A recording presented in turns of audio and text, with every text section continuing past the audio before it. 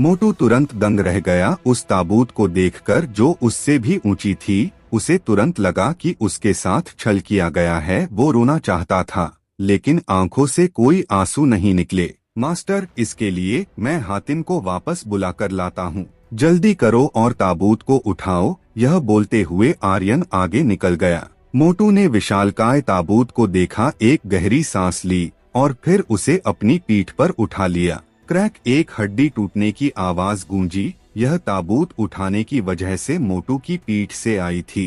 ताबूत का वजन पूरे 250 किलोग्राम था। मोटू राम के लिए उसे उठाना बहुत मुश्किल हो रहा था। आर्यन को वहां से दूर जाते देख वो दर्द से कराहते हुए चिल्लाया, मास्टर, मेरा इंतजार करो, मैं इसे और बर्दाश्त नहीं कर सकता। लेकिन आर्यन ने उसे पूरी तरह से नजरअंदाज कर दिया और जल्द ही उसकी आंखों के सामने से गायब हो गया। वो पहाड़ से नीचे उतर चुका था। नीचे एक 70 या 80 के दशक का बूढ़े आदमी एक लड़की के साथ चल रहा था। यह लड़की कोई और नहीं बल्कि कनिका थी। कनिका ने जैसे ही आर्यन को देखा उसने तुरंत उसकी पीठ की ओर इशारा किया और कहा, बुर्जुग, यह वही लड़का है जिसने सीनियर भाई जुबिन और बाकी लोगों की हत्या की थी। आपको शायद पता नहीं है कि वो कितना क्रूर है, उसने उनके सिर भी काट दिए। कनिका ने डर से कांपने का नाटक किया और हल्के से रोने भी लगी। वो जुबिन भाई की बहुत बुरी तरह से हत्या की गई थी। अगर मैं उतनी शक्तिशाली होती तो मैं उस भिखारी को जान से मार देती, लेकिन मैं नहीं कर सकी। वो नाटक करने में एक कलाकार से कम नहीं थी। उसका झूठ बिल्कुल वास्तविक लग रहा था। उस वक्त वो आसानी से जुबिन को बचा सकती थी, पर वो वहाँ से ऐसे भागी जैसे एक कुत्ता दुम दबाकर भागता है। कुंदन की आंखें काली और डरावनी हो गईं। उसने अपनी मुट्ठी कसकर पकड़ ली, अपने दांत कस लिए और गंभीरता से कहा, लड़के, तूने मेरे पोते को मारा है और तुम फिर भी जेकाल संप्रदाय में आने की हिम्मत करते हो। अच्छा। 3 बार अच्छा शब्द कहने के बाद कुंदन ने उग्रता से कहा, मैं भी देखता हूँ कि तू परीक्षा कैसे पास करता है। मैं तेरी लाश को सभी के सामने परीक्षा के बीच मैदान में इबरत का नमूना बनाऊंगा। तेरी मौत परीक्षा के मैदान में लिखी है। दूसरी तरफ आर्यन का उन दोनों पर कोई ध्यान नहीं था। पहाड़ की चोटी से उतरने के बाद वो एक दूसरे पर्वत की ओर मुड़ गया। उसके शिखर को देखने के बाद उसने अपना हाथ झटका और ऊपर की ओर चला गया। इसे पर्वत शिखर कहने के बजाय इसे खरपतवारों से भरी एक छोटी सी पहाड़ी कहना बेहतर होगा। यह ब्लड रिफाइनिंग हॉल था। यह जेकाल संप्रदाय का एकमात्र रिफाइनिंग हॉल भी था। पूरे रिफाइनिंग हॉल में केवल एक ही शिष्य था और वो था मोटू राम। जब मोटू राम ताबूत के साथ रिफाइनिंग हॉल की चोटी पर पहुंचा तो वो बेहद भाग्यशाली महसूस कर रहा था। अगर ये चोटी बाकी चोटियों की तरह खड़ी चढ़ाई वाली होती तो वो रास्ते में ही कहीं ताबूत के नीचे दबकर मर जाता। आर्यन ने उस आधे घर को देखा जो एक ही तलवार के हमले से ढह जाए। दरवाजे पर एक तिरछी पट्टिका टंगी हुई थी और उस पट्टिका पर 2 शब्द थे, रिफाइनिंग हॉल। घर का अंदरूनी हिस्सा बंजर पहाड़ों में जंगली बीस्ट की गुफाओं की तरह था, यहाँ तक कि वो भी उससे बेहतर होंगे। फिर आर्यन ने मोटू राम की ओर देखा जो बेल की तरह कराह रहा था और संदेह से पूछा, क्या तुम्हें यकीन है कि यही रिफाइनिंग हॉल है?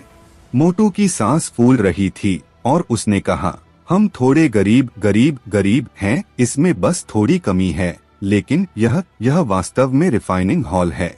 मास्टर, आपको भी मेरे रिफाइनिंग हॉल में शामिल होना चाहिए। मुझे विश्वास है कि आपके होने से रिफाइनिंग हॉल का गौरव बढ़ेगा और यह आसमान की ऊंचाइयों में उड़ेगा। आर्यन ने मोटू को आंखें छोटी करके देखा और उसका मजाक उड़ाते हुए बोला, तुम बहुत मोटे हो, तुम उड़ नहीं सकते। मोटू ने उत्साह से कहा, जब तक मैं हेवन स्टेज का हथियार बनाता हूँ नहीं, एक डिवाइन स्टेज का स्पिरिचुअल हथियार, तब तक मैं रिफाइनिंग हॉल का पूर्व गौरव बढ़ा सकता हूँ। उसका मानना था कि रिफाइनिंग हॉल निश्चित रूप से एक दिन अपने पुराने गौरव को फिर से हासिल कर लेगा और उसे इस पर दृढ़ता से विश्वास था। आर्यन ने उसकी ओर देखा और बुरी तरह हंसा, फिर कहा, हथियारों को बनाने की सामग्री कहाँ है?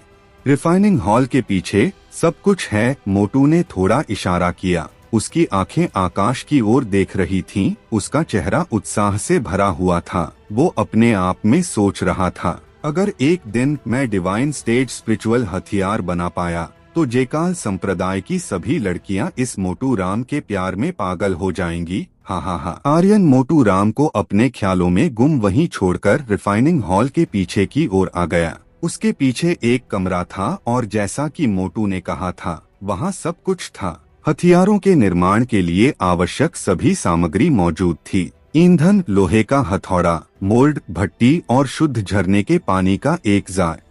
आर्यन ने देखा कि झरने का पानी थोड़ा अलग था और उसमें से पीने के लिए कुछ पानी लिया। आर्यन, तुम्हें 10 ट्रयू एनर्जी पॉइंट्स मिले हैं। आर्यन ने एक और घूंट ली। आर्यन, तुम्हें 10 ट्रयू एनर्जी पॉइंट्स मिले हैं। यह झरने का पानी। आर्यन हैरान रह गया। ये पवित्र चाय की तरह है, लेकिन इसमें चाय के पत्ते नहीं हैं।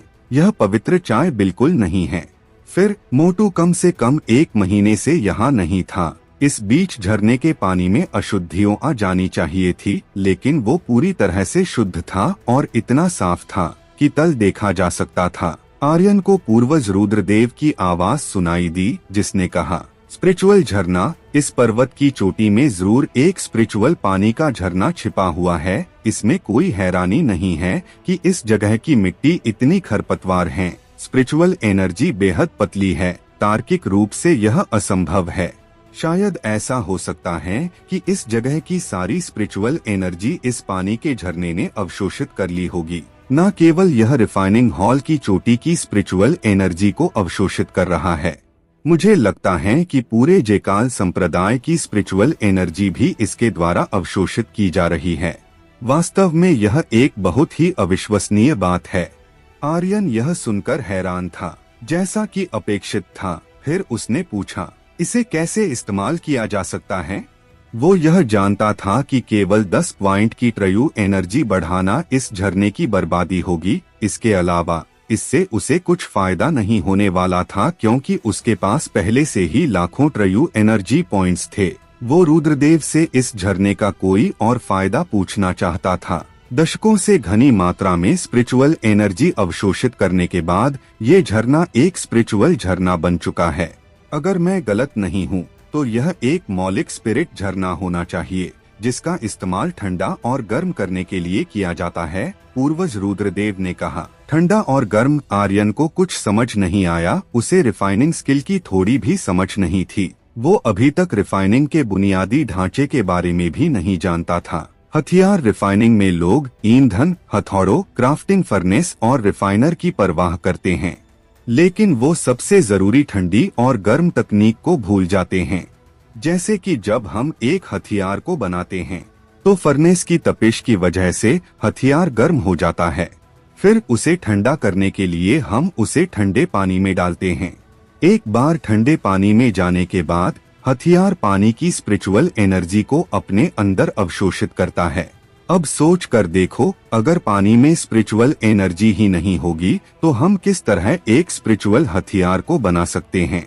मैंने देखा है कि डार्क वर्ल्ड में कई महान मास्टर रिफाइनर एक स्पिरिचुअल झरने की तलाश करते हैं, खासतौर पर घनी स्पिरिचुअल एनर्जी से भरे हुए झरनों को। इस तरह वो एक हथियार की शक्तियों को कई गुना तक बढ़ा सकते थे। अगर तुम स्पिरिचुअल झरने का अच्छी तरह से इस्तेमाल करते हो तो एक हथियार की शक्तियों को कई गुना नहीं दर्जनों गुना तक बढ़ा सकते हो। इसके अलावा इससे एक डिवाइन स्टेज हथियार भी बनाया जा सकता है। यह सुनते हुए आर्यन थोड़ा हैरान था। क्या यह भी स्वर्ग की अवज्ञा नहीं है? फिर मोटू ने ऐसा क्यों नहीं किया? अगर स्पिरिचुअल झरने का पानी इतना फायदेमंद था तो मोटू का रिफाइनिंग हॉल इस तरह की दुर्दशा में क्यों था? आर्यन के मन में यही एक सवाल था। फिर वो जल्द ही समझ गया कि मोटू अभी भी एक अर्थ स्टेज हथियार को अच्छे से रिफाइन नहीं कर पाता था। तो हो सकता है कि वो स्पिरिचुअल झरने के पानी का इस्तेमाल करना जानता ही ना हो। पहली बात, मोटू को नहीं पता कि यह एक स्पिरिचुअल झरने का पानी है। दूसरी बात, स्पिरिचुअल पानी को काबू में करना आसान नहीं है। एक बार अगर स्पिरिचुअल पानी से काबू खो गया तो एक अच्छा हथियार कभी नहीं बन पाएगा। यही कारण है कि वो अभी तक एक अर्थ स्टेज स्पिरिचुअल हथियार भी रिफाइन नहीं कर पाया है। आर्यन चुप हो गया। उसकी स्पेस रिंग में रिफाइनिंग के लिए कई जरूरी चीजें थी। डीमन बीस्ट ब्लड और सॉल बंद चेन उन चीजों में से थे जो स्पिरिचुअल हथियार बनाने में काम आते थे। पूर्वज, मैं कोशिश करना चाहता हूँ, आर्यन ने रुद्रदेव से कहा। रिफाइनिंग तालिस्मानी कागज और पिल्स बनाने की तरह आसान नहीं है। यह पूरी तरह से अलग कौशल है। इसमें महारत हासिल करने के लिए बहुत सी समस्याओं का सामना करना पड़ता है। लेकिन तुम चिंता मत करो, मेरे होते हुए तुम्हें किसी भी चीज की फिक्र करने की जरूरत नहीं है। ठीक है, लेकिन पूर्वज, मुझे अभी आपकी मदद की जरूरत नहीं है। मैं पहले खुद से रिफाइनिंग तकनीक को समझना चाहता हूँ, आर्यन ने कहा। ठीक है, जब तुम्हें मेरी जरूरत पड़े तो बस बता देना, पूर्वज रुद्रदेव ने कहा। आर्यन की कल्टीवेशन का तरीका अलग था। उसे इस बारे में बहुत पहले ही पता चल गया था। न केवल उसकी शक्तियों का लेवल बढ़ने का तरीका अलग था, बल्कि उसकी तकनीकें भी अलग थी। अगर आर्यन उसे इस बारे में नहीं बताना चाहता था तो वो भी उससे नहीं पूछने वाला था। यह कुछ ऐसा था जैसे कि दोनों के बीच किसी तरह की मौन समझ बन गई हो। आर्यन ने एक हल्की सांस ली और अपने दिल में सोचा, सबसे पहले मुझे निपुणता पॉइंट्स बढ़ाने होंगे, फिर रिफाइनिंग तकनीक का लेवल बढ़ाना होगा और नींव मजबूत करनी होगी। फिर उसने एक नजर सिस्टम में +1 स्किल को देखा, जिसका इस्तेमाल वो अपनी किसी भी स्किल का एक लेवल बढ़ाने के लिए कर सकता था। उसने इसे अभी तक बचा कर रखा था। तार्किक रूप से बोला जाए तो आर्यन कभी भी अपनी किसी भी स्किल का एक लेवल बढ़ा सकता था, लेकिन उसने अभी तक इसे इस्तेमाल करने का अपना मन नहीं बनाया था। चलो शुरू करते हैं। आर्यन ने अपनी ट्रयू एनर्जी को बाहर निकाला और एक हाथ के इशारे से तुरंत फर्नेस में आग लगा दी। फिर उसने ईंधन अंदर फेंक दिया और लापरवाही से घटिया काले लोहे के पत्थर का एक टुकड़ा निकाला और उस पर हथौड़ा मारना शुरू कर दिया। आधे मिनट बाद रिफाइनिंग तकनीक विफल, निपुणता पॉइंट्स +1। रिफाइनिंग तकनीक विफल, निपुणता पॉइंट्स +1। आर्यन लगातार विफल हो रहा था और ऐसे ही आधी रात बीत गई। आर्यन, बधाई हो, तुम्हारी रिफाइनिंग तकनीक का लेवल बढ़ गया है। अब तुम्हारी रिफाइनिंग तकनीक का लेवल 2 है। लेवल 2, यह काफी नहीं है, मुझे इसे और मजबूत बनाना होगा। चलो फिर से शुरू करते हैं। आर्यन ने फिर से रिफाइनिंग शुरू कर दी। उसे सफलता या असफलता की बिल्कुल भी परवाह नहीं थी। वो जो चाहता था वो निपुणता पॉइंट्स थे और वो जो चाहता था वो था रिफाइनिंग तकनीक का लेवल बढ़ाना। मोटू आराम से सो रहा था, लेकिन आधी रात के समय उसने अपने घर के पिछवाड़े से ठोके पीटे जाने की कुछ आवाजें सुनी तो वो तुरंत उत्साहित हो गया और जल्दी से पीछे की ओर भागा। वहां पहुंचकर उसने देखा कि आर्यन के ऊपरी शरीर पर कोई कपड़ा नहीं था। उसके एक हाथ में हथौड़ा था और वो पागलपन से लोहे के एक टुकड़े को पीट रहा था। यह देखकर वो हैरान रह गया। मास्टर, आप क्या बना रहे हैं? उसने उसके करीब आते हुए पूछा। उसे कुछ समझ नहीं आ रहा था कि वो आधी रात को ऐसी क्या चीज बना रहा था, लेकिन आर्यन ने उसकी बात का कोई जवाब नहीं दिया और उसे नजरअंदाज कर दिया। मोटू राम ने आर्यन की गंभीर अभिव्यक्ति को देखा और कहा, मास्टर, हथियारों की रिफाइनिंग इस तरह नहीं की जाती है। रुको, मैं आपको सिखाता हूँ। कोई जरूरत नहीं, तुम्हें आराम करना चाहिए। आर्यन सिर्फ कुछ शब्दों में जवाब दिया। आपके लिए इस तरह से सफल होना असंभव है।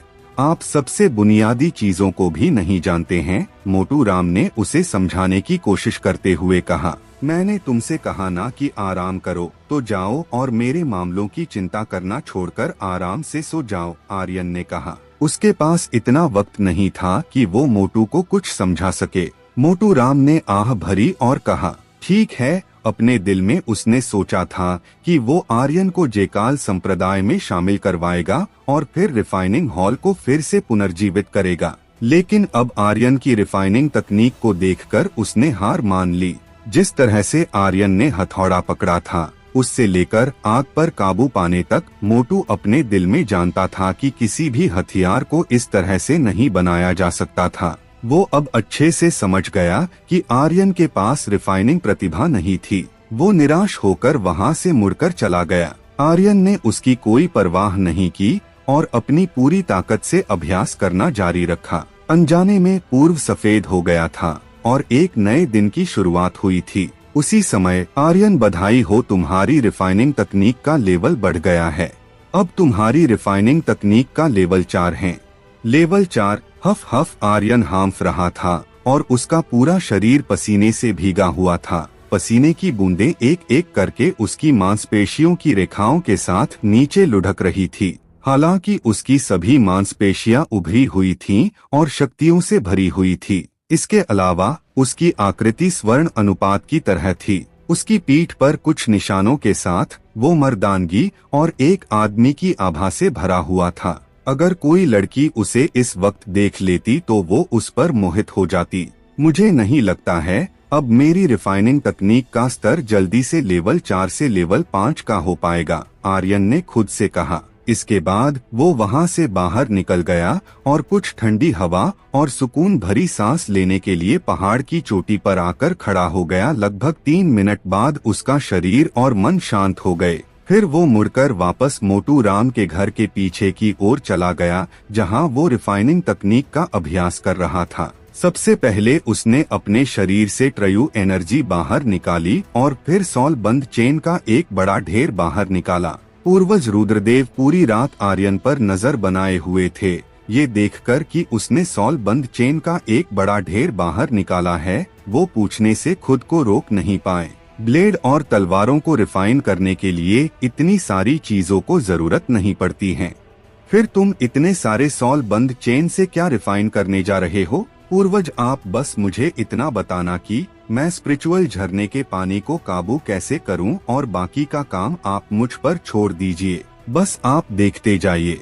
आर्यन ने यह नहीं बताया कि वो किस तरह की चीज बनाने जा रहा था। वो जो कुछ भी बनाने जा रहा था उसने उसे पहले ही अपने दिमाग में अच्छे से बिठा लिया था। इसके लिए वो उत्साहित महसूस कर रहा था। पूर्वज रुद्रदेव भी उत्साहित महसूस कर रहे थे। ठीक है, जब वक्त आएगा तो मैं इसे काबू करने में तुम्हारी मदद करने के लिए अपनी शक्तियों का इस्तेमाल करूंगा। तुम्हारी वर्तमान शक्ति के साथ तुम इसे अच्छे से काबू नहीं कर पाओगे। इसके बाद आर्यन ने शुरुआत की। सबसे पहले उसने फर्नेस में आग की लपटों को तेज कर दिया और ट्रयू एनर्जी की मदद से आग को काबू करना जारी रखा। इससे फर्नेस में सीटी बजने जैसी आवाजें पैदा हो रही थी। फिर आर्यन ने सॉल बंद चेन को फर्नेस में डाला, जो कुछ देर बाद आग की धधकती लपटों की वजह से तेजी से पिघलने लगी। वो पूरी तरह सुर्ख लाल हो चुकी थी। एक ही समय में वो आग की लपटों और सॉल बंद चेन की पिघली हुई शक्तियों को ध्यान से काबू कर रहा था।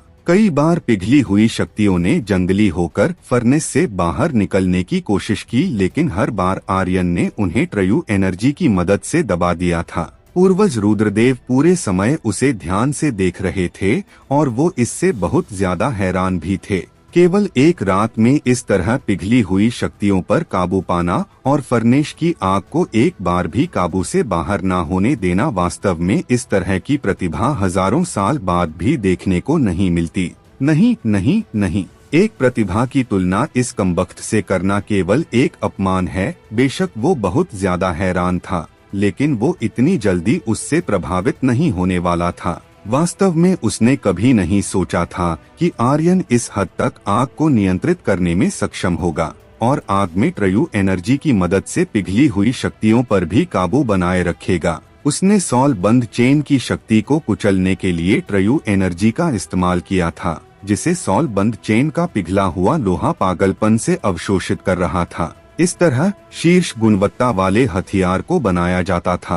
पूर्वज रुद्रदेव बेहद उत्साहित थे। बहुत खूब बच्चे। जल्द ही सॉल बंद चेन पूरी तरह से पिघल गई। आर्यन ने फिर स्पेस रिंग से वो हथौड़ा निकाला जो उसे मूर्ति राजा को मारने से मिला था। एक बार हवा में लहराने के बाद उसने उसे भी फर्नेस में फेंक दिया, जिससे चारों दिशाओं में चिंगारियां उड़ने लगी। आग की लपटें आसमान की ओर उठीं। कई चिंगारियां तो आर्यन के शरीर से भी आकर टकराई, जिनकी खतरनाक अदृश्य शक्तियों ने उसे कुछ कदम पीछे धकेल दिया था। लेकिन वो जल्दी से वापस फर्नेस के पास आ गया और आग को फिर से काबू करने लगा। उसने उसमें कुछ और सॉल बंद चेन डाली। इस समय फर्नेस में आग की लपटें उबाले मार थी, जिसने सभी सॉल बंद चेन को कुछ ही सेकंड में पिघला दिया। अंत में आर्यन ने सॉल बंद चेन की पिघली हुई शक्तियों को मूर्ति राजा के हथौड़े के चारों ओर लपेट दिया, जिन्हें हथौड़ा पागलपन से अवशोषित करने लगा। बीच बीच में उससे बिजली की तेज गड़गड़ाहट निकल रही थी, जो मूर्ति राजा के हथौड़े को एक खतरनाक रूप दे रही थी। आर्यन ने आधे सेकंड के लिए भी आराम नहीं किया। वो लगातार ट्रयू एनर्जी की मदद से पिघली हुई शक्तियों को हथौड़े पर लपेट कर रखे हुए था और साथ ही आग को जंगली होकर बाहर निकलने से भी रोके हुए था। इसके बाद उसने मृत बीस्टों का ब्लड निकाला, जो उसे थंडर ड्रैगन मंदिर के दूसरी मंजिल पर मिले थे।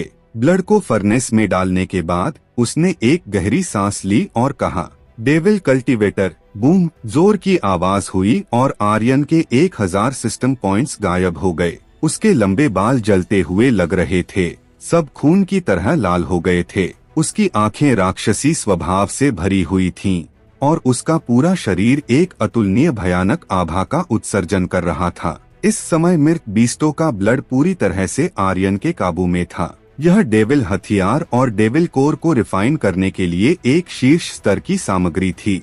डेविल हथियार और डेविल कोर को रिफाइन करने के लिए डेविल बॉडी होना जरूरी होती है। आर्यन की डेविल बॉडी से निकलने वाली शक्तियां बेहद खतरनाक थी, जिनसे पूरा रिफाइनिंग हॉल का पहाड़ कांप उठा था। मृत बीस्ट का ब्लड पूरी तरह से काबू में होने की वजह से यह सॉल बंद चेन की पिघली हुई शक्तियों से मिलने लगा। यह दोनों अलग अलग तरह की शक्तियां थी, जिस वजह से इन्हें आपस में मिलाना बहुत कठिन था, लेकिन आर्यन की डेविल शक्तियों की तहत यह आपस में एक दूसरे से मिल गई। पूर्वज रुद्रदेव यह देखकर दंग रह गया। हे भगवान, ये लड़का वास्तव में बहुत अद्भुत है। मुझे उम्मीद नहीं थी कि इसके पास डेविल कल्टीवेटर का शरीर होगा। हाँ, वो इस वक्त बहुत उत्साहित था। आर्यन का ध्यान पूरी तरह से विशाल हथौड़े पर केंद्रित था, इस हद तक कि उसे यह भी पता नहीं था कि पूर्वज क्या कह रहे थे। इस समय अगर उसका ध्यान थोड़ा सा भी इधर उधर भटकता, उसकी सारी मेहनत पर पल भर में पानी फिर जाता। उसका पूरा शरीर डीमन शक्तियों की लहर की चपेट में था। एक भी गलत कदम और उसका शरीर बुरी तरह से घायल हो जाता। यह डीमन शक्तियों की लहर फर्नेस में उबल रहे मृत बीस्ट के ब्लड से आ रही थी। आखिर तुम क्या करना चाहती हो? जाओ, जाकर उससे मिल जाओ, तेज आवाज में चिल्लाते हुए आर्यन ने कहा। इसके तुरंत बाद उसने अपनी सोलस्टम तकनीक का इस्तेमाल किया, जिससे उसकी शक्तियां दोगुनी हो गई। इस तरह आर्यन फर्नेस से निकल रही शक्तियों पर काबू पाने में कामयाब रहा। इसके अलावा उसी समय wind element, water element, illusion element जो आर्यन की विशेषताओं में से एक थे, और फायर एसेंस जो उसने वीरान पर्वत की फायर वैली से हासिल किया था, सभी की शक्तियां भी इसमें शामिल हो गई। तभी हथौड़े से एक जोरदार गड़गड़ाहट की आवाज बाहर निकली। ये आकाश में बिजली की तेज गड़गड़ाहट की तरह था। एक के बाद एक बिजली की तेज गड़गड़ाहट की आवाजों ने पूरे आसमान को हिलाकर रख दिया। मोटू, जो अंदर सो रहा था, इतनी जोरदार गड़गड़ाहटों की आवाज सुनकर उठ गया। उसने अपना गोल शरीर मोड़ा और तुरंत पलटकर चिल्लाया, गड़गड़ाहट और बारिश! अरे यार, मुझे अपने कपड़े लाने हैं।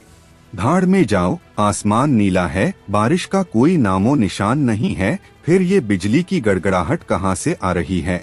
मोटू ने उलझन में अपना सिर खुजलाया। फिर उसने अपना कंबल ओढ़ लिया और फिर सो गया। उसी समय रिफाइनिंग हॉल पहाड़ की चोटी पर पहली बार कोई लड़की दिखाई दी। वो एक बेहद सुंदर लड़की थी। यह कोई और नहीं बल्कि मीरा थी। दरअसल उसे पूरी रात ठीक से नींद नहीं आई थी। वो आर्यन की परीक्षा को लेकर बहुत चिंतित थी।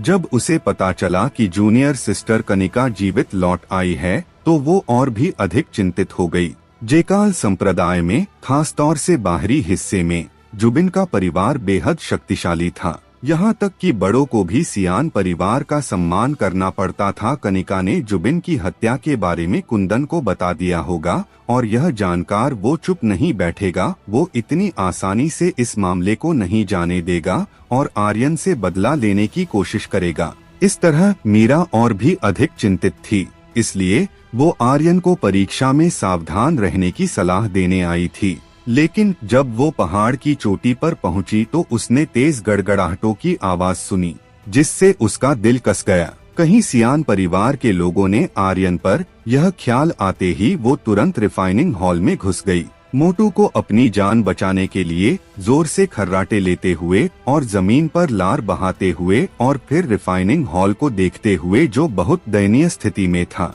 मीरा की पहले से ठंडी अभिव्यक्ति और अधिक ठंडी हो गई। लेकिन आर्यन को वहां न देखकर मीरा खुद को मोटू के शरीर पर लात मारने से रोक नहीं पाई और चिल्लाते हुए बोली, मोटू, आर्यन कहाँ है?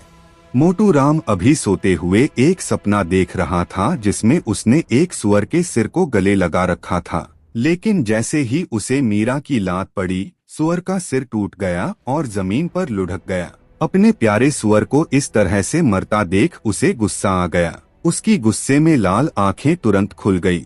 वो अभी उसे लात मारने वाले इंसान को गाली देने वाला ही था कि तभी उसे एहसास हुआ कि मीरा ठीक उसके सामने खड़ी थी। उसने तुरंत जुबान पर आए शब्दों को निगल लिया और कहा, मीरा, तुम यहाँ क्या कर रही हो? मीरा ने कोई जवाब नहीं दिया और सीधे पूछा, आर्यन कहाँ है? मोटू ने अपनी आंखें रगड़ी और कहा, मास्टर, घर के पीछे रिफाइनिंग हॉल में है। वो पूरी रात वहीं था। मैंने उसे समझाने की कोशिश भी की थी कि उसके पास रिफाइनिंग करने की प्रतिभा नहीं है, लेकिन उसने फिर भी मेरी बात नहीं मानी। यह सुनकर मीरा का मन शांत हो गया। फिर वो आर्यन को देखने के लिए मुड़ गई।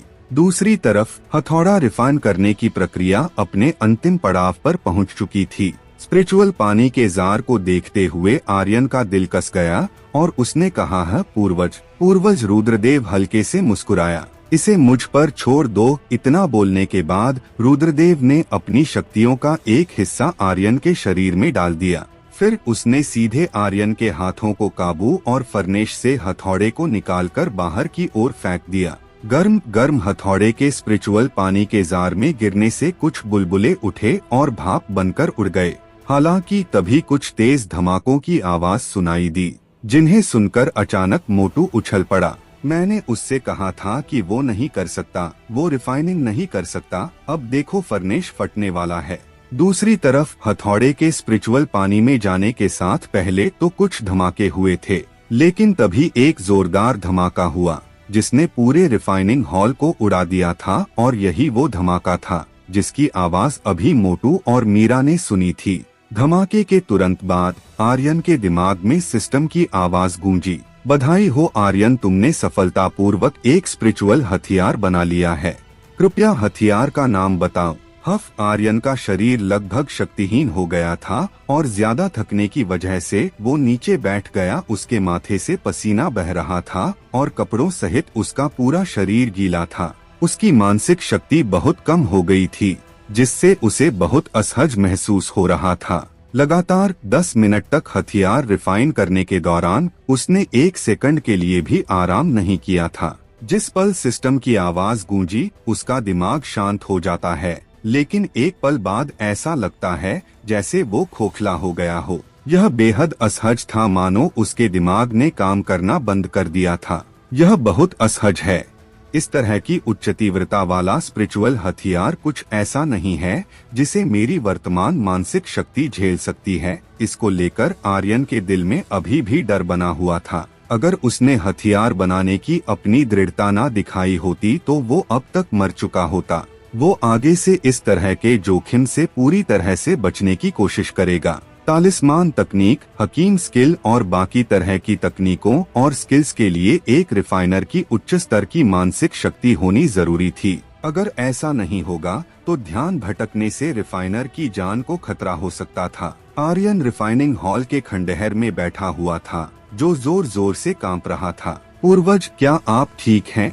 पूर्वज रुद्रदेव भी बेहद कमजोर थे और उन्होंने कहा, मैं नहीं मरूंगा, मैं पहले आराम करूंगा। अगर मैंने अभी आराम नहीं किया तो मैं सच में मर जाऊंगा। उसने इसकी उम्मीद नहीं थी कि आर्यन जिस हथौड़े को रिफाइन करेगा उसमें वास्तव में एक ऐसी शक्ति होगी जो उसकी कल्पना से परे होगी। आर्यन की रिफाइनिंग तकनीक अभी लेवल 4 पर थी, फिर भी रिफाइनिंग में उसकी समझ बहुत गहरी थी। लेकिन उसे उम्मीद नहीं थी कि आर्यन इस तरह का काम कर दिखाएगा। पूर्वज रुद्रदेव के पास अपनी पूरी ताकत का इस्तेमाल करने के अलावा कोई रास्ता नहीं था। अगर वो ऐसा नहीं करता तो जितनी अभी हथौड़े ने स्पिरिचुअल झरने से शक्ति अवशोषित की थी, वो उतनी नहीं कर पाता। साथ ही पूर्वज रुद्रदेव ने उसकी मौलिक विशेषताओं को भी थोड़ा संशोधित किया था। सभी मौलिक विशेषताओं को एक प्रकार की शक्ति में बदलने से हथौड़े की शक्ति और अधिक मजबूत हो गई थी। यह एक तेज तीर की तरह था जो किसी को भी कुचलने के लिए तैयार था। आर्यन ने जोर से कहा, पूर्वज धन्यवाद। फिर उसने लगातार कुछ ड्रैगन स्पिरिट को निगल लिया और अपनी अंदरूनी शक्तियों को थोड़ा बेहतर किया, लेकिन यह बस थोड़ा ही था। उसके पास 3 लाख ट्रयू एनर्जी पॉइंट्स में से केवल 5% पॉइंट्स वापस भर पाए थे। पूर्वज रुद्रदेव ने कोई जवाब नहीं दिया। वो पूरी तरह से ठीक होने के लिए आर्यन की टूटी हुई पंसलियों के बीच कहीं था। उसकी आत्मा वास्तव में बहुत कमजोर हो गई थी। हालांकि फिर भी उसने आर्यन की ट्रयू एनर्जी को अवशोषित नहीं किया, क्योंकि वो जानता था कि आर्यन को जेकाल संप्रदाय के परीक्षा मैदान में ट्रयू एनर्जी की जरूरत पड़ेगी। इस बीच वो चाहे कितना भी मुश्किल में क्यों ना हो, वो उसकी ट्रयू एनर्जी को अवशोषित नहीं करेगा। आर्यन ने अपने मन में बड़बड़ाया, चलो अब देखते हैं कि यह किस लेवल का हथियार है। यह देखने के लिए उसने तुरंत सिस्टम को खोला। हथियार कोई नाम नहीं है। स्तर डेमिगोड डीमन स्टेज। वजन 99,999 किलोग्राम। विवरण इसमें बिजली की शक्ति है और 100% बिजली मौलिक शक्ति के साथ स्वर्गीय थंडर बमबारी जारी कर सकता है। विवरण 2 उन लोगों द्वारा उपयोग करने योग्य नहीं है जिनके पास दिव्य शक्ति नहीं है।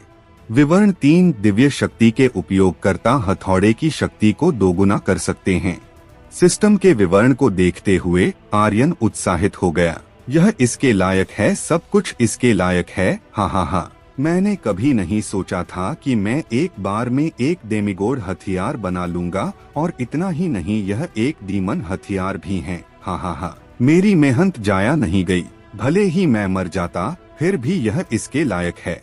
इस हथियार को बनाने का ख्याल आर्यन के दिमाग में उसी वक्त आ गया था जब उसने हातिम को पहली बार देखा था। ये साफ था कि आर्यन ने इस हथौड़े को सिर्फ हातिम के लिए बनाया था। वो उसे सियान परिवार के हाथों की कठपुतली नहीं रहने देना चाहता था। कृपया हथियार का नाम बताइए। सिस्टम की आवाज एक बार फिर से सुनाई दी। आर्यन ने इसे सुनकर कुछ सोचा। यह हथौड़ा मुझे थंडर ड्रैगन मंदिर की तीसरी मंजिल पर मिला था, जो मूर्ति राजा के हथियारों में से एक था। तो इसके लिए एक बेहतर नाम उसके हिसाब से होना चाहिए, या फिर हातिम के हिसाब से। हातिम दिव्य शक्ति के साथ पैदा हुआ एक प्रभावशाली लड़का है और हथौड़े में थंडर एलिमेंट की शक्तियां हैं, तो इसे दिव्य थंडर हथौड़ा नाम देना कैसा रहेगा? हाँ, यह सही रहेगा, जो उसकी दिव्य शक्तियों और हथौड़े की थंडर शक्तियों को दर्शाता है। दिव्य थंडर हथौड़ा। आर्यन तुरंत खुश हो गया और जल्दी से कहा,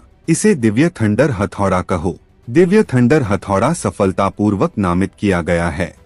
हातिम के हाथों में दिव्य थंडर हथौड़ा की शक्तियां बेहद खतरनाक होंगी। अगर वो अपनी ब्लड लाइन को जागृत करके दिव्य थंडर हथौड़े को इस्तेमाल करेगा तो इसकी शक्तियां और भी ज्यादा क्रूर होंगी। हाँ, आर्यन उसे एक सही नाम देकर बुरी तरह से हंसा और फिर अपने मन में सोचने लगा, हातिम, मुझे पूरा यकीन है कि इस हथौड़े को देखकर तुम विचलित हो जाओगे, और फिर मैं देखता हूँ कि तुम मेरे वश में कैसे नहीं आते हो। इस बार आर्यन को 100 गुना अधिक आत्मविश्वास था। उसी समय पीछे से एक आवाज आई, मास्टर आप ठीक तो हैं? मोटू दूर से चिल्लाया। मैंने आपसे पहले ही कहा था कि आप रिफाइनिंग मत करो, लेकिन आप सुनते ही कहाँ हैं किसी की। वो आर्यन के लिए काफी चिंतित था और बड़बड़ाते हुए आ रहा था। मीरा भी जोर से आवाज देते हुए आ रही थी, आर्यन। उनकी आवाजों को सुनकर आर्यन होश में आ गया, पर अचानक उसे कुछ अजीब महसूस हुआ।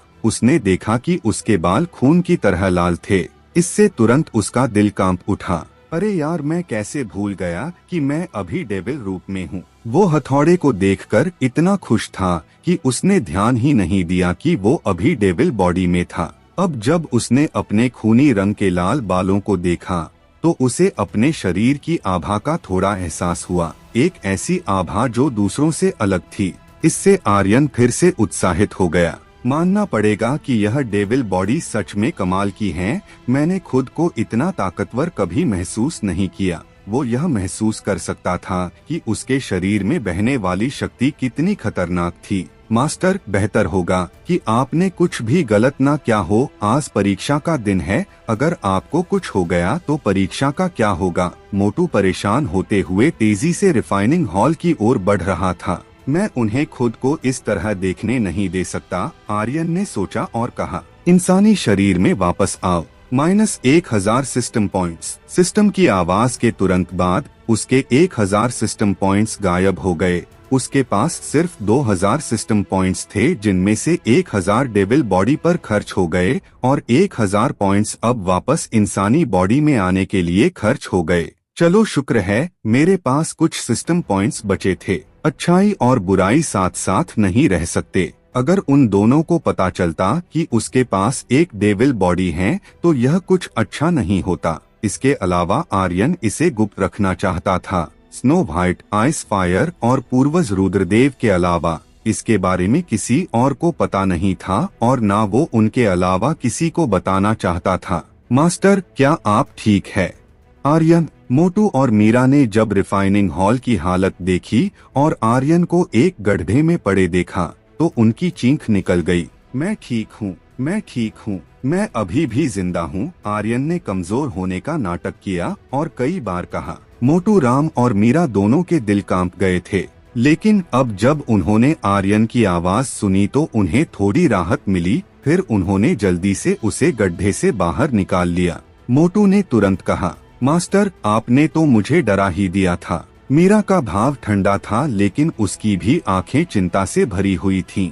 जल्दी करो और तैयार हो जाओ, जल्द ही परीक्षा शुरू होने वाली है, उसने धीरे से कहा। अगर थोड़ी भी देर हो गई तो आपको परीक्षा से बाहर कर दिया जाएगा। आर्यन ने मुस्कुराते हुए कहा, कोई बात नहीं, तुम चिंता मत करो, मैं परीक्षा में देरी नहीं करूंगा। कुछ देर बाद जेकाल संप्रदाय के बाहरी हिस्से में एक विशाल मैदान पर 1 लाख से ज्यादा शिष्य परीक्षा देने के लिए साफ सुथरे तरीके से खड़े थे। ये सभी लोग तरंग महाद्वीप के दक्षिणी हिस्से के विभिन्न स्थानों, कबीलों और संप्रदायों से चुने गए प्रतिभाशाली शिष्य थे। इन 1 लाख शिष्यों में से केवल 1000 भाग्यशाली लोगों का चयन किया जाएगा। चुने गए लोग जेकाल संप्रदाय के आधिकारिक शिष्य बन जाएंगे और इस तरह उनका भाग्य बदल जाएगा। जेकाल संप्रदाय के पालन पोषण के साथ वो शीर्ष पर पहुंचेंगे और कल्टीवेशन की इस दुनिया में आगे बढ़ने में सक्षम होंगे। जहां तक बाकी 99,000 लोगों की बात है जो परीक्षा से बाहर हो जाएंगे, वो हमेशा के लिए समाप्त हो जाएंगे और केवल अपने शेष जीवन के लिए एक औसत जीवन जीने में सक्षम होंगे। इस वजह से हर कोई अपनी पूरी ताकत के साथ और बिना रहम दिखाए परीक्षा देगा। आर्यन, आपको अपनी पूरी कोशिश करनी होगी, मीरा ने उसका जोश बढ़ाने के लिए कहा। मोटू ने आत्मविश्वास से कहा, जूनियर सिस्टर, चिंता मत करो, मुझे पूरा यकीन है कि मास्टर को निश्चित रूप से चुना जाएगा। हाँ हाँ हाँ, उसे आर्यन की ताकत पर पूरा विश्वास था। मोटू ने आगे कहा, बस तुम इंतजार करो, मास्टर जल्द तुम्हें सीनियर सिस्टर कहने वाले हैं। हाँ हाँ हाँ, मीरा मजबूरी में मुस्कुराने लगी। वो अपने दिल में बेहद चिंतित थी, इसलिए नहीं कि उसे आर्यन की ताकत पर भरोसा नहीं था, बल्कि इसलिए कि वो सियान परिवार के लोगों से डरती थी। सियान परिवार अपने लक्ष्य तक पहुंचने के लिए किसी भी हद तक जा सकता था। उसे डर था कि कहीं इस बार परीक्षा में उन्होंने वो आगे सोचने की हिम्मत भी नहीं कर सकी और ना ही वो आर्यन की मदद के लिए कुछ कर सकती थी। वो बस आर्यन की सलामती के लिए प्रार्थना कर सकती थी। लगभग 10 मिनट बाद बाहरी हिस्से का एक बुर्जुग मंच पर आया और धीरे से बोला, यह परीक्षा 2 भागों में विभाजित है।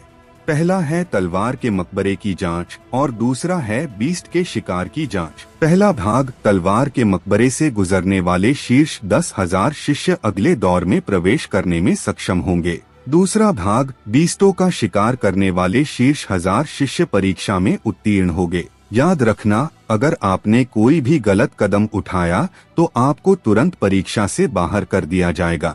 शीर्ष 10 परीक्षार्थियों को हेवन स्टेज स्पिरिचुअल स्वार्डो से पुरस्कृत किया जाएगा। परिणाम जितने बेहतर होंगे, स्पिरिचुअल हथियार का स्तर उतना ही अधिक होगा।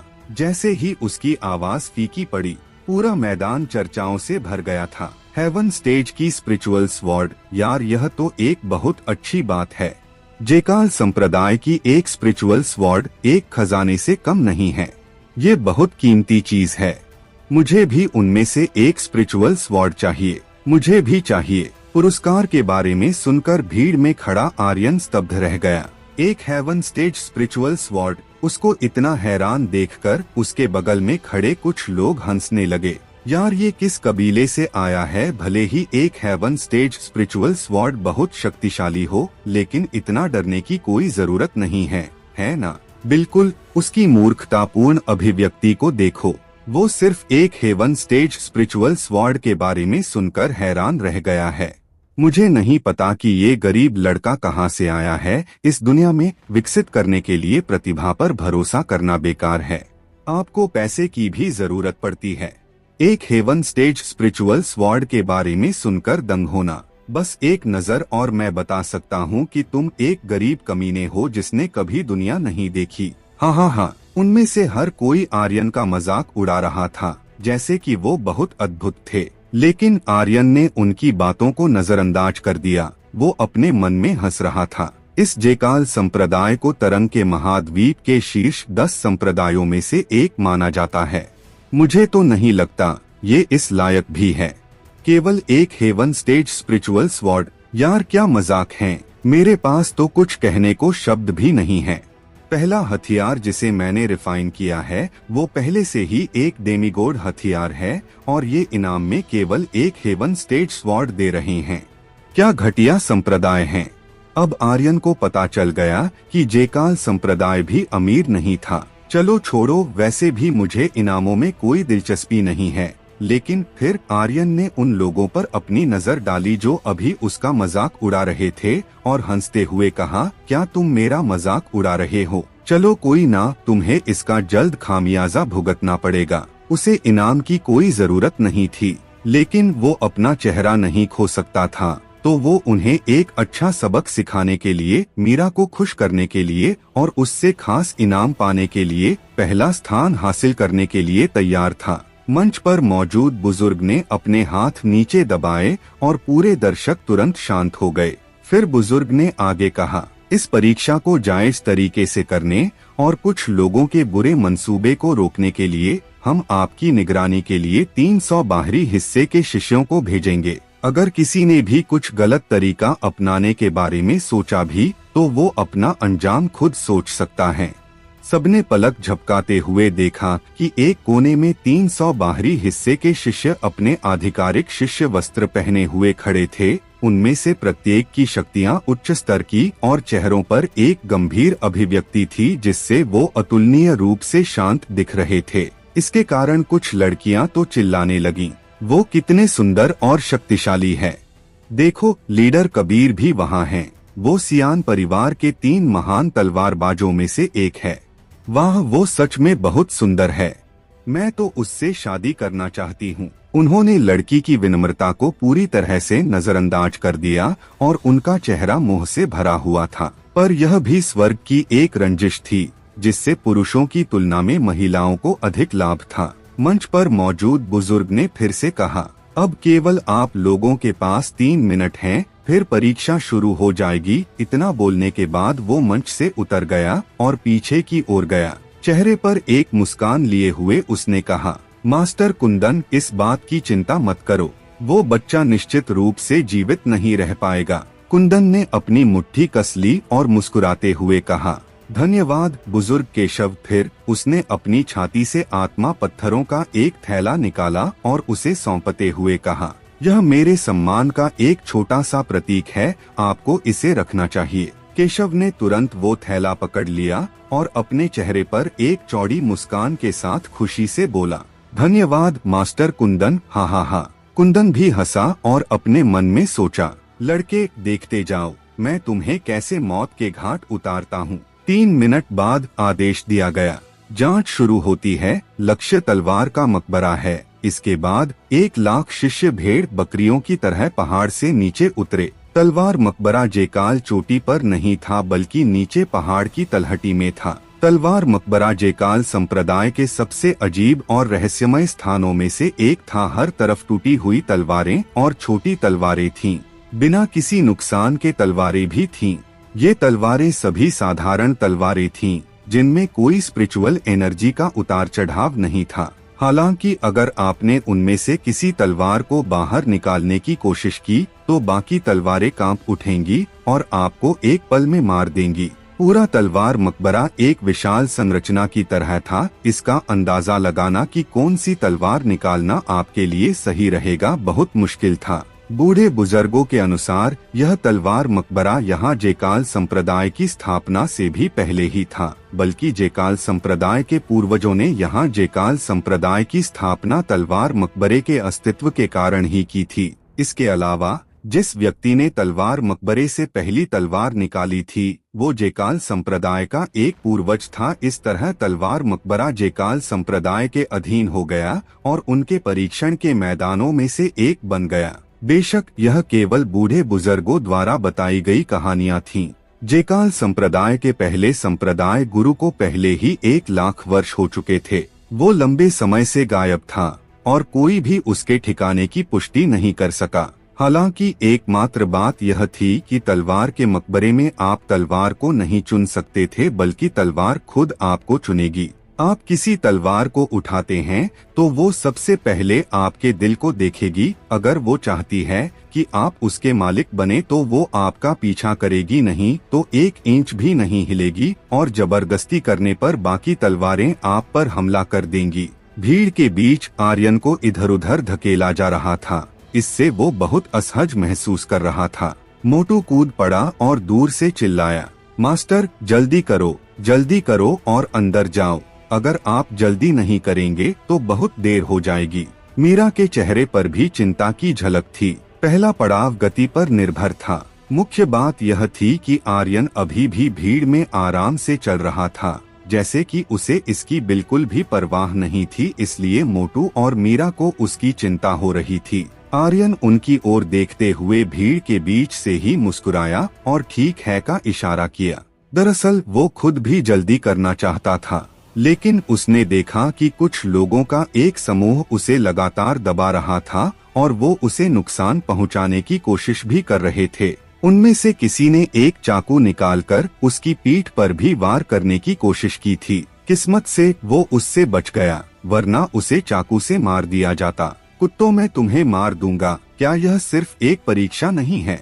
क्या तुम लोग सच में मुझे मारना चाहते हो? तो ठीक है। आर्यन ने अपने आसपास के दुष्ट दिखने वाले अजनबियों को देखते हुए अपने मन में कहा। अचानक आर्यन ने अपना एक हाथ एक व्यक्ति के कंधे पर रखा, जल्दी से उसकी गर्दन का गला घोंट दिया और चिल्लाते हुए कहा, भाई, क्या मैंने तुम्हारी बहन के साथ यौन संबंध बनाए हैं या तुम्हारी बहन के साथ कोई खेल खेला है जो तुम मुझे मारना चाहते हो? उस शिष्य की गर्दन का गला घोंटा जा रहा था, जिससे उसके सांस लेना मुश्किल हो गया था। हालांकि उसने फिर भी घमंड से कहा, तूने सियान परिवार को नाराज किया है, इसके लिए तू खुद जिम्मेदार है और अब मरने के लिए तैयार हो जा। इतना कहते ही उसने एक चाकू से आर्यन के दिल को निशाना बनाते हुए आगे की ओर वार किया। अगर चाकू आर्यन को लगता है तो वो बिना किसी संदेह के मारा जाएगा। हालांकि आर्यन की भौहें कसने लगीं और उसने कहा, सियान परिवार। बोलते समय उसने चाकू से बचने की कोशिश नहीं की, बल्कि अपने हाथ में शक्ति बहाते हुए उसकी गर्दन को जोर से दबा दिया।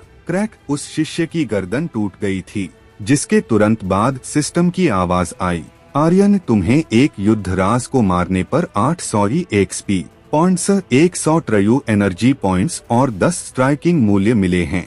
यह जरूर सियान परिवार का कोई नौकर होगा। ऐसा लगता है कि सियान परिवार इस बार मुझे जाने नहीं देगा। चलो, यह भी अच्छी बात है, इस बहाने मुझे कुछ पॉइंट्स मिल जाएंगे। आर्यन ने अपने मन में सोचा। गर्दन टूटने के बाद वो शिष्य जमीन पर गिर गया और लोगों के एक बड़े समूह द्वारा तब कुचला गया जब तक कि उसका चेहरा पहचान से परे नहीं हो गया। उसी समय सियान परिवार के कुछ और लोग आगे बढ़े। हालांकि आर्यन ने भीड़ के बीच में अपनी स्थिति बनाए रखी और भीड़ को एक ढाल के रूप में इस्तेमाल करते हुए वो लगातार उन शिष्यों पर हमला कर रहा था जो उसकी ओर हमला करने आ रहे थे। उन लोगों के प्रति जो उसे नुकसान पहुंचाना चाहते थे वो कभी भी नरमी से पेश नहीं आता था। उसने भीड़ में मारना जारी रखा। किसी ने इस बात पर ध्यान नहीं दिया कि उसने ही ऐसा किया था, क्योंकि जो लोग जमीन पर गिर गए थे वो सभी आंतरिक चोटों से पीड़ित थे। यह भगदड़ की तरह था। इसके अलावा उसने जिन लोगों को मारा उनके अलावा भी कुछ ऐसे बदकिस्मत लोग थे जो गलती से गिर गए और कुचले जाने से उनकी मौत हो गई। ऐसा हर साल होता है। यह बस इतना ही था कि आज बहुत से लोग मर चुके थे। मास्टर जल्दी करो, आर्यन जल्दी करो।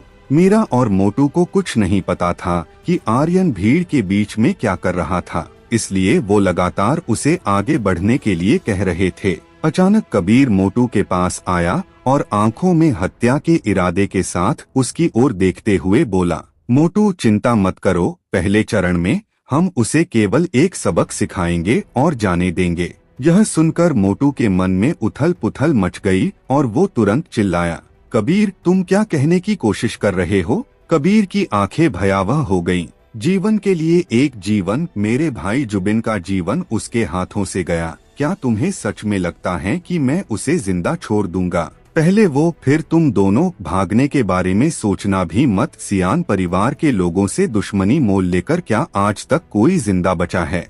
फिर कबीर ने मीरा को देखा और एक ठंडी आवाज में उससे कहा, कुतिया मेरा भाई तुम्हें बहुत पसंद करता था, लेकिन तुम एक कुत्ते के साथ जुड़ गई। हम बस तुम रुको और देखो कि मैं उसे कैसे मारता हूँ। सियान परिवार ने 300 से ज्यादा शिष्यों को अंदरूनी हिस्से में शामिल करवाने का लालच देकर आर्यन को निपटाने के लिए भेजा था। उनमें से कई युद्ध बुजुर्ग भी थे जिनकी शक्तियां बहुत खतरनाक थी। मीरा और मोटू दंग रह गए, लेकिन वो उसकी मदद के लिए कुछ नहीं कर सकते थे। फिर भी मोटू ने परेशान होते हुए मीरा से पूछा, मास्टर खतरे में है, हमें क्या करना चाहिए? मीरा ने तुरंत एक कदम आगे बढ़कर चिल्लाते हुए कहा, मैं चाहती हूँ कि वो परीक्षा से पीछे हट जाए, यह उसके लिए बहुत खतरनाक है। यह बोलते हुए वो नीचे भागने लगी, लेकिन केशव ने उसे आगे बढ़ने से पहले ही पकड़ लिया और हंसते हुए कहा, मीरा तुम क्या करने की कोशिश कर रही हो? परीक्षा शुरू हो चुकी है, तुम बीच में कोई दखल नहीं दे सकती। ये संप्रदाय के नियमों के खिलाफ है। क्या तुम नियमों के खिलाफ जाना चाहती हो? मीरा की आंखें ठंडी थीं और उसने कोई परवाह नहीं की। उसने तुरंत केशव का हाथ झटका और फिर से भागना शुरू कर दिया। वो किसी भी हालत आर्यन को बचाना चाहती थी। उसी समय केशव ने चिल्लाकर कहा, क्या तुम सच में मुझे नजरअंदाज करने की हिम्मत कर रही हो? संप्रदाय के नियमों को नजरअंदाज करने की हिम्मत कर रही हो? जाओ उसे पकड़ो और सजा के तौर पर उसे 100 कोड़े मारो। उसने कुछ शिष्यों की ओर इशारा करते हुए कहा। मोटू राम हैरान रह गया और तुरंत झुक गया और कहा, बुजुर्ग जूनियर सिस्टर मीरा परीक्षा में दखल देने की कोशिश नहीं कर रही है, वो केवल पहाड़ छोड़ना चाहती है, कृपया उसे जाने दो। यह बोलते हुए वो चुप हो गया और जल्दी से 3 आत्मा पत्थर निकाले और उसे सौंप दिए। केशव मुस्कुराने लगा और आत्मा पत्थर लेने के बाद वो अचानक जोर से चिल्लाते हुए बोला, मोटू राम तुम्हारी हिम्मत कैसे हुई एक बुजुर्ग को रिश्वत देने की? आखिर तुमने मुझे समझा किया है, लड़को इसे भी सजा दो। यह बोलते बोलते उसने तीनों आत्मा पत्थरों को अपनी जेब में रख लिया। फिर तिरस्कार से भरे चेहरे के साथ वो हंस पड़ा, तुम मुझे सिर्फ 3 आत्मा पत्थरों से रिश्वत देना चाहते हो? तस्क कचरा। मोटू ने उसकी ओर गुस्से में देखा और पूछा, क्यों? तुम ऐसा क्यों कर रहे हो? केशव ने हंसते हुए कहा, क्योंकि तुम लोगों ने किसी ऐसे व्यक्ति को उकसाया है जिसे नहीं उकसाना चाहिए था। कुछ समझे? हाँ। फिर केशव ने बुरी तरह से हंसते हुए कहा, इन्हें खींच कर लेकर जाओ और दोनों को 100 कोड़े मारो। अगर यह लोग विरोध करने की कोशिश करते हैं तो सजा को दोगुनी कर दो। अगर फिर भी विरोध करने की कोशिश करें तो सीधे मार डालो। वो एक बुजुर्ग था, वो जो चाहे कर सकता था और उसे कोई रोक नहीं सकता था। फिर मीरा, जिसे भागने से पहले ही कुछ शिष्यों ने पकड़ लिया था, उसे और मोटू को वहां से घसीट कर ले जाया गया। मीरा ने एक शब्द भी नहीं कहा। उसकी नजरें पहाड़ की तलहटी में थी जहां लाखों लोग दौड़ रहे थे, लेकिन वो सिर्फ आर्यन को लेकर परेशान थी। सियान परिवार ने उसे मारने के लिए लोगों को भेजा था जो उसे परीक्षा के दौरान ही मारने वाले थे। उसे उसकी चिंता हो रही थी क्योंकि उन लोगों में युद्ध बुजुर्ग भी थे, तो उसके बचने की कोई उम्मीद नहीं थी। मीरा ने अपने दिल में कहा, आर्यन तुम्हें बचकर रहना होगा, तुम्हें परीक्षा में पास होना ही होगा। यही एकमात्र तरीका है जिससे तुम सियान परिवार से बच सकते हो। अगर तुम परीक्षा पास करके संप्रदाय में शामिल हो गए तो सियान परिवार तुम्हें छू भी नहीं पाएगा। एक बार जब वो जेकाल संप्रदाय का शिष्य बन जाता है तो उसकी पहचान अलग हो जाएगी। फिर अगर सियान परिवार उसे छूने की हिम्मत करेगा तो उन्हें इसके बारे में 2 बार सोचना होगा। कुछ देर बाद मोटू को चमड़े की कांटेदार चाबुक से पीटा जा रहा था और वो एक सुअर की तरह चिल्लाया और जोर से बोला, केशव कुत्ते, एक दिन तू इसके लिए जरूर पछताएगा। दूसरी तरफ आर्यन ने रास्ते में अब तक दर्जन भर लोगों को जान से मार दिया था। उन सभी की गर्दनों को तोड़ा गया था, बाकी उनका क्षतिग्रस्त शरीर लाखों लोगों की भीड़ के द्वारा कुचला गया था। चाहे कुछ भी हो, आर्यन को इससे बहुत फायदा हुआ था। उसके EXP पॉइंट्स बढ़ गए थे और उसकी ट्रयू एनर्जी भी बढ़ गई थी जो हथौड़ा बनाते समय खर्च हो गई थी। इसके अलावा स्ट्राइकिंग मूल्य पूरी तरह से भर गया था। अंत में वो विशाल तलवार मकबरे के बाहर पहुंचा। यह एक विशाल गुफा थी और गुफा के प्रवेश द्वार पर 2 अतुलनीय रूप से नुकीले शब्द थे, तलवार मकबरा। इन 2 शब्दों को देखकर आर्यन का मन कांप उठा, जैसे कि उसने महसूस किया था कि किसी तरह की मजबूत तलवार ने उस पर हमला किया हो। हर आघात एक मजबूत बल से भरा हुआ था, जैसे कि यह अथाह तलवार तकनीकों का एक समूह था। जितना अधिक वो 2 शब्दों तलवार मकबरे को देखता गया, वो उतना ही अधिक हैरान होता गया। दूसरी तरफ आसमान में जेकाल संप्रदाय के कुछ बुजुर्ग तलवारों पर उड़ रहे थे, जिनकी नजरें तलवार मकबरे पर टिकी हुई थी। उनमें से एक ने अपनी दाढ़ी को छुआ और एक हल्की सी मुस्कान के साथ कहा, इस साल के शिष्य दुनिया भर की सभी शीर्ष प्रतिभाएं हैं, इस बार कुछ मजा आने वाला है। उसकी बात पर सहमत होते हुए एक दूसरे बुजुर्ग ने सिर हिलाया और कहा, स्वर्ग संप्रदाय के पार्थ की वजह से हमारे ऊपर काफी दबाव बन रहा है। वो पूरे दक्षिणी तरंग महाद्वीप पर युवा पीढ़ी का सबसे शक्तिशाली लड़का है। उसकी शक्तियां पहले ही युद्ध सम्राट स्तर तक पहुंच गई है। यह अब कुछ ऐसा नहीं है जिसे एक प्रतिभा के रूप में वर्णित किया जा सकता है। एक अन्य महिला बुजुर्ग ने धीरे से कहा, पार्थ संप्रदाय के मास्टर हृदेश का बेटा है। उसकी ताकत उसकी स्वॉर्ड नहीं है, ना ही यह उसकी प्रतिभा या क्षमता है, बल्कि उसकी ब्लड लाइन है। मैंने सुना है कि उसके शरीर में एक अत्यंत शक्तिशाली ब्लड लाइन छिपी हुई है। वो 20 साल की उम्र में ही युद्ध सम्राट बन गया था। अगर उसके पास एक रहस्यमय ब्लड लाइन की मदद नहीं होती तो ऐसा कुछ होना असंभव है। चलो इस बारे में बात नहीं करते हैं। देखते हैं कि इस साल कोई विशेष शिष्य हैं या नहीं। शायद इन 1 लाख शिष्यों में से 1-2 ऐसे निकल जाएं जो पार्थ की बराबरी कर सके। वो सभी नीचे तलवार मकबरे में प्रवेश होते 1 लाख से अधिक शिष्यों को देख रहे थे। हालांकि वो सभी अपने दिलों में जानते थे इनमें से कोई भी पार्थ जैसा नहीं होगा। उसके जैसा योद्धा हजारों वर्ष में एक बार पैदा होता है। पूरे दक्षिणी तरंग महाद्वीप पर प्रतिभा के मामले में कोई भी पार्थ के मुकाबले में नहीं था। इन 1 लाख शिष्यों के लिए उनकी उम्मीदें सिर्फ शब्द थीं। बस इतना ही। वो जेकाल संप्रदाय का मनोबल बढ़ाने के लिए कम से कम 1-2 सभ्य प्रतिभाशाली शिष्यों को ढूंढना चाहते थे। ऐसा इसलिए था क्योंकि दक्षिणी तरंग महाद्वीप में स्वर्ग संप्रदाय का बहुत ज्यादा दबाव था और यह उनके लिए असहनीय था। नीचे तलवार मकबरे में उमड़ते हुए शिष्यों को देखते हुए चारों बुजुर्गों के चेहरे पर एक तीखी मुस्कान थी। उनमें से एक ने तीखी मुस्कान के साथ ही कहा, ऐसा लगता है कि यह साल पिछले साल से भी बदतर है। पिछले साल कम से कम कबीर था, मुझे इस साल डर लग रहा है। अगर हर कोई कबीर की तरह होता तो हमारा जेकाल संप्रदाय स्वर्ग संप्रदाय के खिलाफ संघर्ष करने में सक्षम होता। कबीर की तलवार की समझ एक आश्चर्यजनक स्तर पर पहुंच गई है। वो पहले से ही प्रतिभाओं के बीच एक प्रतिभाशाली हैं। यहाँ तक कि पूरे दक्षिणी तरंग महाद्वीप में उसे भी कुछ चुनिंदा प्रतिभाशाली लोगों में गिना जा सकता है। कबीर एक ऐसा शिष्य है जिसका अगर अच्छी तरह से पालन पोषण किया जाए तो वो निश्चित रूप से भविष्य में एक युद्ध सम्राट बन सकता है। कम से कम वो हमारे जेकाल संप्रदाय के लिए कुछ चेहरा अर्जित करने में सक्षम होगा। वो चारों इस साल की परीक्षा से थोड़े निराश थे, क्योंकि इन शिष्यों को केवल परीक्षा के बारे में पता था। उनमें से कई भी यह नहीं जानता था कि तलवार का मकबरा क्या था। दूसरों को दौड़ते हुए देखकर वो पीछे हो लिए। जैसे ही वो निराशा में जाने वाले थे, बुजुर्ग महिला हैरान रह गई और बोली, रुको, वो लड़का क्या कर रहा है? कौन सा? महिला बुजुर्ग ने आर्यन की ओर इशारा किया, जो वहाँ चुपचाप खड़ा था। उसी समय आर्यन ने अपने हाथ में एक छोटी सी शाखा उठाई। बाकी तीनों ने नजर दौड़ाई। एक बुजुर्ग ने धीरे से कहा, मुझे नहीं लगता कि वो अंदर घुस सकता है। एक अन्य बुजुर्ग ने कहा, ऐसा नहीं लगता, देखो उसकी आंखें बंद हैं, जैसे कि वो कुछ समझ रहा है। वो क्या देख रहा है? वो गुफा पर दो शब्दों तलवार मकबरे को देख रहा है। क्या ऐसा हो सकता है?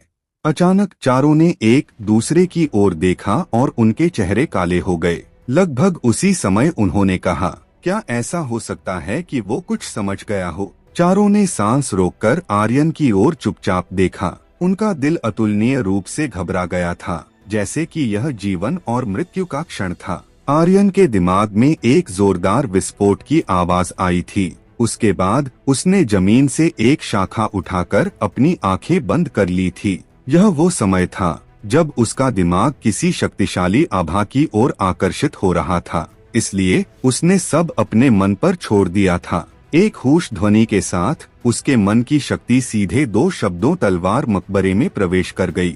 स्वॉर्ड आर्ट तकनीक, तलवार उठाने की तकनीक, टूटी हुई तलवार तकनीक, आखिर में 9 स्वर्गीय तलवार तकनीक भी अपने आप जारी हो गई। आर्यन की सभी तलवार तकनीकें उसके काबू से बाहर हो गई थी और वो उन्हें जारी होने से रोक नहीं पा रहा था। जब ऐसा हुआ, 2 शब्दों तलवार मकबरे की तीक्ष्णता उसके दिमाग में लगातार दिखाई देती थी।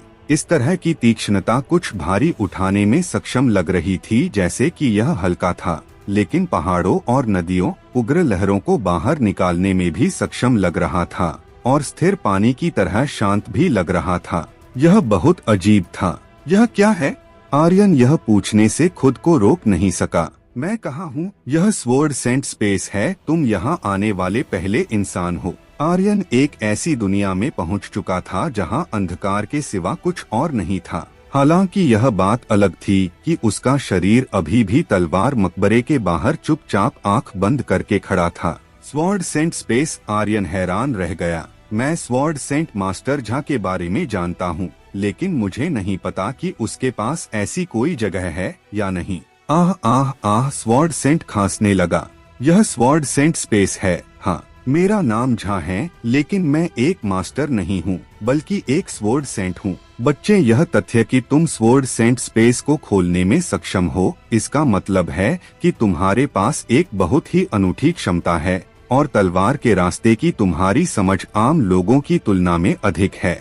मैं यहाँ 10 लाख वर्षों से रहा हूँ, यहाँ तक कि जेकाल संप्रदाय का पहला बुजुर्ग, जिसने संप्रदाय की नींव रखी थी और जिसकी तलवार की समझ अद्वितीय थी, वो भी स्वॉर्ड सेंट स्पेस को खोलने में असमर्थ था। जेकाल संप्रदाय का पहला पूर्वज, एक अद्वितीय दिव्य तलवार। ऐसा लगता है कि कहानियां सच है। ये सोचते हुए आर्यन तुरंत हंस पड़ा। जब जेकाल संप्रदाय के एक पूर्वज अद्वितीय दिव्य तलवार कौशल के साथ इस स्वॉर्ड सेंट स्पेस को नहीं खोल पाए, तो मैं इसे कैसे और क्यों इसे खोल पाया? कहीं ऐसा तो नहीं यह तलवार मकबरा चाहता है कि मैं इसका मालिक बनूं? हाँ, अगर ऐसा है तो मैं यहाँ से जितनी चाहूँ उतनी तलवारें ले जा सकता हूँ। अगर मुझे 10 दिव्य तलवारें मिल गई तो यह कितना अद्भुत होगा। वाह, 10! इस ख्याल भर से तो मेरा रोम रोम खड़ा हो गया है। एक रूबी के लिए, एक छाया के लिए, एक वाणी के लिए, एक स्वर्ग संप्रदाय की तीनों बहनों के लिए। हाँ, वास्तव में ये बहुत ही मजेदार होगा। 10 दिव्य तलवारों के साथ सिंह साम्राज्य को कोई भी हरा नहीं पाएगा। फिर हम पूरे दक्षिणी तरंग महाद्वीप पर राज करेंगे। हाँ, मैं फिर आराम से स्वर्ग संप्रदाय को कुचलकर और उस पार्थ कुत्ते को कुचलकर मेघा को भी बचाकर ले आऊंगा। आर्यन जब अपने सपनों की प्यारी दुनिया में खोया हुआ था, तभी उसे स्वॉर्ड सेंट की चिल्लाने की आवाज सुनाई दी, यहाँ अब कोई अद्वितीय दिव्य तलवारें नहीं हैं। यह सुनकर आर्यन का सुंदर सपना चकनाचूर हो गया और उसने संदेह के साथ पूछा, आप एक स्वॉर्ड सेंट हैं ना? अगर आपके पास एक भी अद्वितीय दिव्य तलवार नहीं है तो कम से कम आपके पास कुछ गॉड स्टेज की स्पिरिचुअल तलवारें तो होंगी। अगर आपके पास वो भी नहीं है तो मुझे नहीं लगता कि आप एक स्वॉर्ड सेंट की उपाधि के लायक है। भले ही आपके पास एक अद्वितीय दिव्य तलवार न हो, फिर भी आपको मुझे कुछ ना कुछ देना होगा, एक दिव्य ब्लेड या कुछ और। स्वॉर्ड सेंट ने जवाब दिया, मेरे पास वो भी नहीं है। इससे आर्यन ने निराश हो गया। चाहे कुछ भी हो, मैं ही था जिसने स्वॉर्ड सेंट स्पेस खोला था। कुछ और तलवारें तो होनी चाहिए, है ना? भले ही एक दिव्य तलवार और गॉड स्टेज स्पिरिचुअल तलवार ना हो, वो कम से कम कुछ सुप्रीम स्टेज की तलवारों से काम चला सकता था। यह बात अलग थी कि वो उन्हें सीधे सिस्टम को बेचने वाले था। इस तरह वो कुछ सिस्टम पॉइंट्स कमा सकता था। हालांकि स्वॉर्ड सेंट ने उसकी इस उम्मीद पर भी पानी फेरते हुए कहा, मेरे पास अब और तलवारें नहीं हैं। आर्यन की आंखें गुस्से में काली हो गई। उसने पूरे 5 से 6 मिनट तक अपना गुस्सा काबू में करने की कोशिश की, पर अंत में वो फूट पड़ा। क्या आपके पास कोई शर्म नाम की चीज है या नहीं? कम से कम आपको मुझे कुछ तो देना चाहिए, है ना? स्वॉर्ड सेंट ने जवाब दिया, बिल्कुल नहीं। आर्यन को अब लग रहा था जैसे कि यह जगह बस एक भ्रमजाल है, वरना एक स्वॉर्ड सेंट के पास कम से कम एक स्वॉर्ड तो होनी चाहिए थी। लेकिन इस स्वॉर्ड सेंट के पास कुछ भी नहीं था। उसने पहले जो कुछ भी सोचा वो अब उसे व्यर्थ लग रहा था। क्या आपके पास सच में कुछ भी नहीं है? उसने गुस्से में कहा। स्वॉर्ड सेंट ने जवाब दिया, कुछ भी नहीं। ठीक है। आर्यन ने खुद को शांत करने की कोशिश की और अचानक फूट फूट कर चिल्लाया, अगर ऐसा है तो मुझे यहाँ क्यों लाए? ये पूरी तरह से मेरे वक्त की बर्बादी है। अलविदा, मैं अब यहाँ से जा रहा हूँ और इस बेकार जगह पर कभी नहीं आऊँगा। यह बोलकर वो मुड़ गया और जाने लगा। वो इस वक्त बहुत ज्यादा गुस्से में था। ये एक स्वॉर्ड सेंट हैं, भले ही मेरे पास कुछ ना हो, फिर भी इसे मुझे कुछ तो देना चाहिए था। आखिर मैं पहला इंसान हूँ जिसने इस स्वॉर्ड सेंट स्पेस को खोला है। कम से कम इसलिए ही मुझे कुछ दे देता।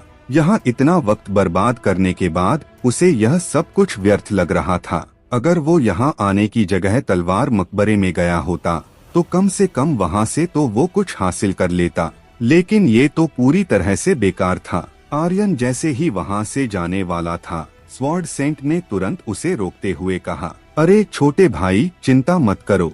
आर्यन ने गुस्से में कहा, मुझे परीक्षा के लिए देरी हो रही है तो मैं जा रहा हूँ। स्वॉर्ड सेंट को आखिरकार एक व्यक्ति मिला था, इसलिए वो आर्यन को इस तरह जाने नहीं दे सकता था। यह वो व्यक्ति था जिसका उसने लाखों सालों से इंतजार किया था। उसने तुरंत कहा, छोटा भाई, परीक्षा की आपको फिक्र करने की जरूरत नहीं है। मेरे पास वास्तव में कोई और अद्वितीय दिव्य तलवारें नहीं हैं। लेकिन यह सच है कि तुम इस जगह पर आने वाले पहले इंसान हो। इसका मतलब है कि तुम्हारी तलवार के रास्ते की समझ बहुत उच्च स्तर की है। तो मैं तुम्हें स्वॉर्ड सेंट की विरासत देने जा रहा हूँ। आर्यन ने हाथ हिलाया और कहा, मुझे कोई दिलचस्पी नहीं है, मुझे बस एक अद्वितीय दिव्य तलवार चाहिए। तो मुझे नहीं चाहिए कोई स्वॉर्ड सेंट की विरासत। यह बोलते हुए आर्यन अचानक रुक गया, जैसे उसे कुछ एहसास हुआ हो। रुको, आपने अभी क्या कहा? स्वॉर्ड सेंट की विरासत? क्या यह कोई तकनीक है? क्या यह स्वॉर्ड सेंट की कोई अंतिम तकनीक है या फिर कोई ब्लड लाइन? आर्यन ने दिलचस्पी दिखाते हुए कहा और एक गिरगिट से भी जल्दी रंग बदल लिया। स्वॉर्ड सेंट को नहीं पता था कि कैसे प्रतिक्रिया करनी है। आर्यन के उन शब्दों से वो पूरी तरह से भ्रमित लग रहा था, जैसे उसे कुछ समझ नहीं आया हो, और उसने तुरंत अपना सिर हिलाया। नहीं, भाड़ में जाओ। अगर आपके पास यह नहीं है तो आप अपनी विरासत को कैसे आगे बढ़ा सकते हैं?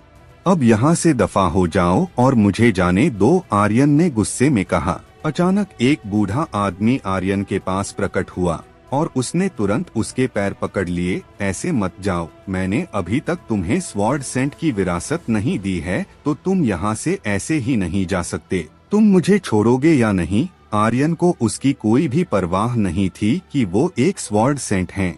अगर तुम नहीं छोड़ोगे तो मैं तुम्हें मार दूंगा। स्वॉर्ड सेंट ने कहा, अगर तुम मुझे मार भी दोगे तो भी मैं तुम्हें जाने नहीं दूंगा। जब तक कि तुम मेरी स्वॉर्ड सेंट की विरासत को अपना नहीं लेते हो तब तक मैं तुम्हें यहाँ से नहीं जाने दूंगा। क्या तुम्हारे अंदर कोई शर्म नाम की चीज नहीं है? तुम खुद को कैसे एक स्वॉर्ड सेंट कह सकते हो? अब जल्दी करो और मुझे जाने दो, मुझे अभी भी परीक्षा देनी है। आर्यन गुस्से में और साथ में हैरान भी था। फिर परीक्षा के बारे में सोचकर उसका दिल फिर से कस गया। उसे यह परीक्षा किसी भी तरह से पास करनी थी। अगर वो चूक गया तो कुछ और कहने के लिए नहीं बचेगा। वो वास्तव में मीरा और मोटू राम को निराश नहीं करना चाहता था और इससे भी अधिक मिशन को विफल नहीं करना चाहता था। इसके अलावा उसे मीरा की तरफ से एक खास इनाम भी मिलने वाला था, जिसे लेकर अपने मन में वो बहुत उत्सुक था। तो चाहे कुछ भी क्यों ना हो, वो इस खास इनाम को लेने से चूक नहीं सकता था। आर्यन फिर से चिल्लाया, जल्दी करो और जाने दो। भले ही तुम मुझे पीट पीट कर मार डालो तो भी मैं तुम्हें नहीं जाने दूंगा। स्वॉर्ड सेंट ने तुरंत बेशर्मी से काम लिया और कहा, अगर तुम स्वॉर्ड सेंट की विरासत को अपना लेते हो तो मैं तुम्हें जाने दे सकता हूँ। 1,00,000 साल एक बहुत लंबा समय था। आखिरकार कोई आया जो उसकी विरासत को संभाल सकता था, इसलिए वो उसे ऐसे ही जाने नहीं देना चाहता था। एक बार जब आर्यन ने उसकी स्वॉर्ड सेंट की विरासत ले ली तो वो आराम से यहाँ से मुक्ति पा सकता था और हमेशा के लिए स्वर्ग में आराम कर सकता था। सच में तुम्हारे अंदर कोई शर्म नहीं है। आर्यन के चेहरे पर तिरस्कार की झलक थी, लेकिन वो अब इस हद तक मजबूर हो गया कि उसके पास कोई दूसरा रास्ता नहीं था और कहा, ठीक है, जल्दी करो, मेरे पास ज्यादा समय नहीं बचा है। वास्तव में उसके पास कोई दूसरा रास्ता नहीं था और न ही उसने इतना बेशर्म स्वॉर्ड सेंट इससे पहले कभी देखा था और न ही सुना था। लेकिन यह स्वॉर्ड सेंट वास्तव में सबसे अलग था। उसने आर्यन को सच में हैरान कर दिया था, यहाँ तक कि वो उसके पैरों में भी पड़ गया। इससे ज्यादा शर्मनाक चीज और क्या हो सकती थी। जब स्वॉर्ड सेंट ने देखा कि आर्यन उसकी बात मान गया है तो वो तुरंत खुश हो गया और जल्दी से बोला, चिंता मत करो, इसमें ज्यादा वक्त नहीं लगेगा। अब अपने पैर मोड़कर बैठ जा, फिर अपना दिमाग खाली करो। आर्यन ने वैसा ही किया जैसा कि स्वॉर्ड सेंट ने उसे कहा, क्योंकि उसके पास बर्बाद करने के लिए ज्यादा समय नहीं था। अब वो बस इतना चाहता था कि इसे जल्दी से जल्दी खत्म कर दिया जाए। इसके कुछ देर बाद आर्यन के दिमाग में एक बिजली का झटका लगा, जिसने उसकी चेतना के समुद्र में पूरी तरह से हलचल मचा दी। वो नहीं जानता था कि उसके साथ क्या हो रहा है। इससे उसे बहुत ही ज्यादा दर्द हो रहा था, जिसे उसने सहने की पूरी कोशिश की। उसका शरीर पूरी तरह से पसीने से तरबतर हो चुका था और कमजोरी भी आ गई थी। हालांकि यह ज्यादा देर के लिए नहीं था, वरना आर्यन इसे कभी नहीं अपनाता। Aryan heaven shocking sword intent के साथ फ्यूज करने के लिए तुम्हें 200 EXP points, 100 true energy points और 100 सिस्टम पॉइंट्स मिले हैं। अचानक एक बार फिर से उसकी चेतना के समुद्र में तबाही मचने लगी। आर्यन यूनिटी स्वॉर्ड इंटेंट के साथ फ्यूज करने के लिए तुम्हें 200 EXP points, 100 true energy points और 100 सिस्टम पॉइंट्स मिले हैं। ऐसे ही एक बार फिर उसके दिमाग में हलचल ने तबाही मचा दी। एक के बाद एक उसे ऐसे झटके लगते रहे और सिस्टम की आवाज गूंजती रही। उसके दिमाग में लगभग 80 स्वॉर्ड इंटेंट फूट पड़े थे। उनमें से अंतिम एक था। आर्यन स्वॉर्ड सेंट के स्वॉर्ड इंटेंट के साथ फ्यूज करने के लिए तुम्हें 200 EXP points, 100 true energy points और 100 सिस्टम पॉइंट्स मिले हैं। आर्यन, बधाई हो, तुम्हें 81 स्वॉर्ड इंटेंट्स मिले हैं, जिन्हें प्राप्त करने पर तुम्हें 10,000 EXP points, 100 true energy points और 100 सिस्टम पॉइंट्स मिले हैं। लगातार 81 स्वॉर्ड इंटेंट्स ने आर्यन के दिमाग में तबाही मचा दी थी। हालांकि उसे हर बार एक नई शक्ति और एक नए स्वॉर्ड इंटेंट की समझ मिली थी। इन स्वॉर्ड इंटेंट के साथ उसकी तलवार की समझ आसमान छूने लगी थी। विरासत पूरी हो गई है, स्वॉर्ड सेंट ने एक कमजोर स्वर में कहा। वैसे लड़के, तुम्हारा नाम क्या है? यह महसूस करने के अलावा कि उसका मन स्वॉर्ड इंटेंट से भरा हुआ था, आर्यन को कुछ भी खास एहसास नहीं हो रहा था, पर उसने फिर भी जवाब दिया, आर्यन, मुझे आशा है कि तुम स्वॉर्ड सेंट के स्वॉर्ड इंटेंट को आगे बढ़ा सकते हो। अब से स्वॉर्ड सेंट की विरासत तुम पर निर्भर करेगी। आर्यन, मुझे यह नाम याद रहेगा। मैं दूसरी दुनिया में तुम्हारा इंतजार करूंगा। इसके साथ ही वो वहाँ से तुरंत धुएं की तरह गायब हो गया, मानो उसे डर था कि आर्यन फिर से उससे कोई अद्वितीय दिव्य तलवार ना मांग ले। और कौन सी दुनिया? अरे अरे अरे, तुम कहाँ जा रहे हो? कम से कम मुझे बताकर तो जाओ, आर्यन जोर से चिल्लाया। वो उससे पूछना चाहता था कि स्वॉर्ड सेंट की विरासत में स्वॉर्ड इंटेंट के अलावा और कुछ भी खास है या नहीं, लेकिन उसे उम्मीद नहीं थी कि यह कमीना कुत्ते से भी तेजी से दौड़ेगा। हफ, आर्यन ने सांस छोड़ी और कहा, चलो छोड़ो, इसे भूल जाना ही बेहतर होगा। वैसे भी ऐसे बेशर्म स्वॉर्ड सेंट के स्वॉर्ड इंटेंट में कुछ भी अच्छा नहीं होगा। हालांकि एक स्वॉर्ड सेंट ऐसी स्थिति में कैसे आ सकता है? आर्यन को इस पर विश्वास नहीं था, लेकिन अब जब स्वॉर्ड सेंट चला गया तो वो यहाँ से बाहर निकल सकता था। अरे यार, मेरी परीक्षा? नहीं नहीं, मुझे उम्मीद नहीं थी मुझे यहाँ इतना वक्त लग जाएगा। आर्यन को थोड़ी चिंता हो रही थी। उसने इस स्वॉर्ड सेंट स्पेस में कुछ ज्यादा ही वक्त बर्बाद कर दिया था, लेकिन जिस पल वो अपने शरीर में वापस लौटा तो वो अपने चारों ओर देखकर हैरान रह गया। उसके आसपास कुछ भी नहीं बदला था। ऐसा लग रहा था जैसे केवल कुछ ही सेकंड बीते हो। सभी लोग अभी भी तलवार मकबरे में घुस रहे थे। आर्यन अभी कुछ भी समझ पाता कि क्या हुआ। उसके दिमाग में सिस्टम की आवाज सुनाई दी। आर्यन, तुम्हें स्वॉर्ड सेंट 81 वार मिले हैं, क्या तुम इसे कल्टीवेट करना चाहते हो? वो आर्यन को नहीं पता था कि क्या कैसे प्रतिक्रिया करनी है। स्वॉर्ड सेंट 81 वार। एक नजर में आर्यन ने सामने की लकड़ी पर लिखे 2 शब्दों तलवार मकबरे से छिपी हुई एक तलवार तकनीक को समझ लिया था। इसका बस एक ही मतलब था। स्वॉर्ड सेंट की विरासत से पहले आर्यन को किसी भी स्वॉर्ड तकनीक की समझ नहीं थी, लेकिन अब पलक झपकते ही उसके पास में स्वॉर्ड सेंट 81 वार जैसी एक तकनीक थी, जिसमें वो 81 प्रकार की अलग अलग स्वॉर्ड तकनीकों की समझ सकता था। कल्टीवेट करो, कल्टीवेट करो। आर्यन लगभग खुशी में पूरी तरह से पागल होने वाला था। आर्यन, बधाई हो, तुमने सफलतापूर्वक स्वॉर्ड सेंट 81 वार तकनीक को कल्टीवेट कर लिया है। आर्यन ने तुरंत जांच करने के लिए सिस्टम के पारदर्शी पर्दे को खोला। तकनीक स्वॉर्ड सेंट 81 वार। स्तर गॉड स्टेज। उपभोग शक्ति प्रति वार 10,000 ट्रयू एनर्जी पॉइंट्स। समय सीमा कोई नहीं।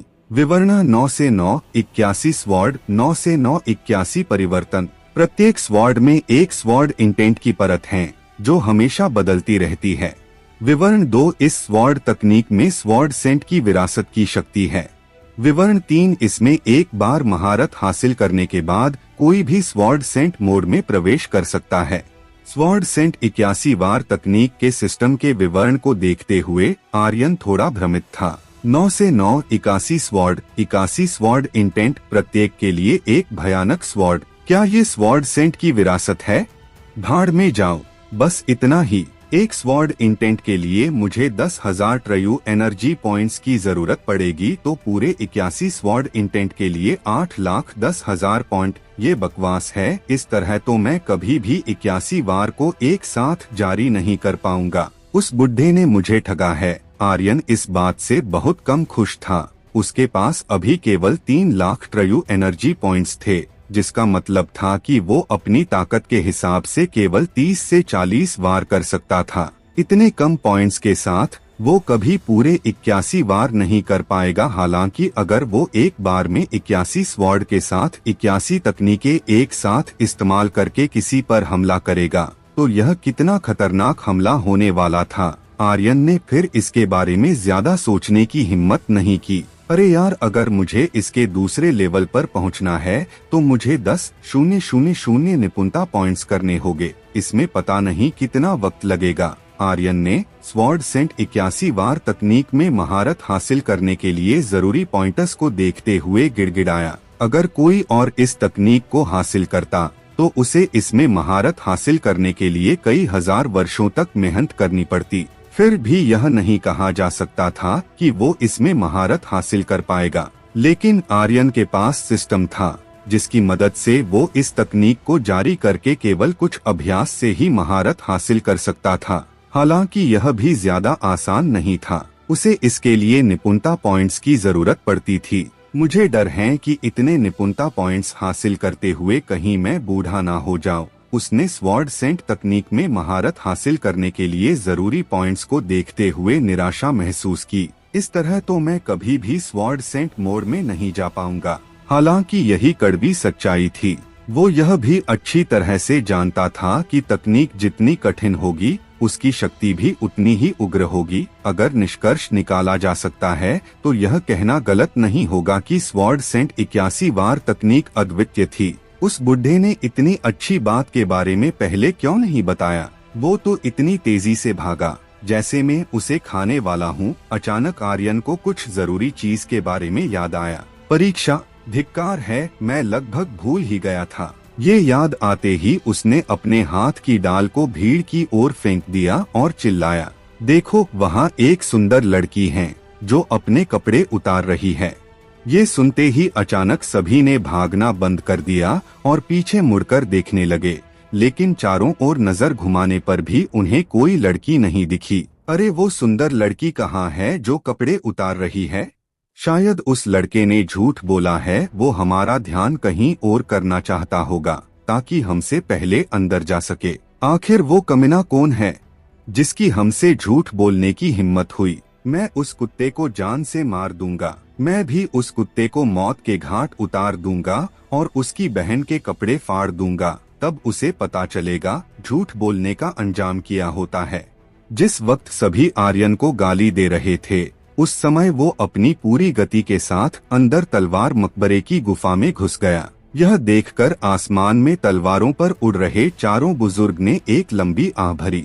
इसने हमारा कितना वक्त बर्बाद कर दिया है। मैं तो ऐसे चालाक शिष्य को अपने स्वॉर्ड हॉल में कभी नहीं लूंगा। मुझे लगा कि वो कुछ समझ गया है, लेकिन उसकी हरकतों से तो वो एक लोमड़ी की भांति लगता है। इस तरह के बेकार शिष्य को किसने नियुक्त किया? वो जेकाल संप्रदाय की परीक्षा में भाग लेने के लायक नहीं है। अगर वो गलती से जेकाल संप्रदाय का शिष्य बन भी गया तो भी वो जेकाल संप्रदाय के लिए कुछ भी इज्जत अर्जित नहीं कर पाएगा सिवाय बदनामी के। ऐसा लगता है कि इस साल के सभी शिष्य कचरे के ढेर हैं। तीनों बुजुर्ग की आंखें तिरस्कार से भर गईं और वहां से वापस संप्रदाय की ओर उड़ गए। उन्होंने सोचा कि आर्यन ने गुफा के प्रवेश द्वार पर लिखे 2 शब्दों तलवार मकबरे को देखकर कुछ समझ लिया था, क्योंकि वो बहुत स्पष्ट थे कि अगर आपको तलवार के रास्ते की गहरी समझ होगी तो आप उन 2 शब्दों तलवार मकबरे से बहुत सी चीजें देख पाएंगे, जैसे कि तलवार की तकनीक, जैसे तलवार का इरादा। उदाहरण के लिए पिछले साल कबीर ने केवल उन 2 शब्दों तलवार मकबरे को देखकर स्वर्ग आपदा तलवार तकनीक के एक समूह को समझा था। तलवार तकनीक के इस समूह की तुलना गॉड स्टेज की तलवार तकनीक से की जा सकती थी और यही कारण था कि जेकाल संप्रदाय के संप्रदाय गुरु ने उस पर अपनी नजरें जमाई थीं। जैसे ही आर्यन ने शाखा को उठाया उन सभी का दिल कस गया था, लेकिन जब उसने भीड़ की ओर शाखा फेंकी तो वो सभी निराश हो गए और यहाँ तक कि शापित भी। महिला बुजुर्ग एक पल के लिए और रुक गई। आर्यन को तलवार मकबरे में भागते हुए देख रही थी। उसकी भौहें थोड़ी सी कसी हुई थीं।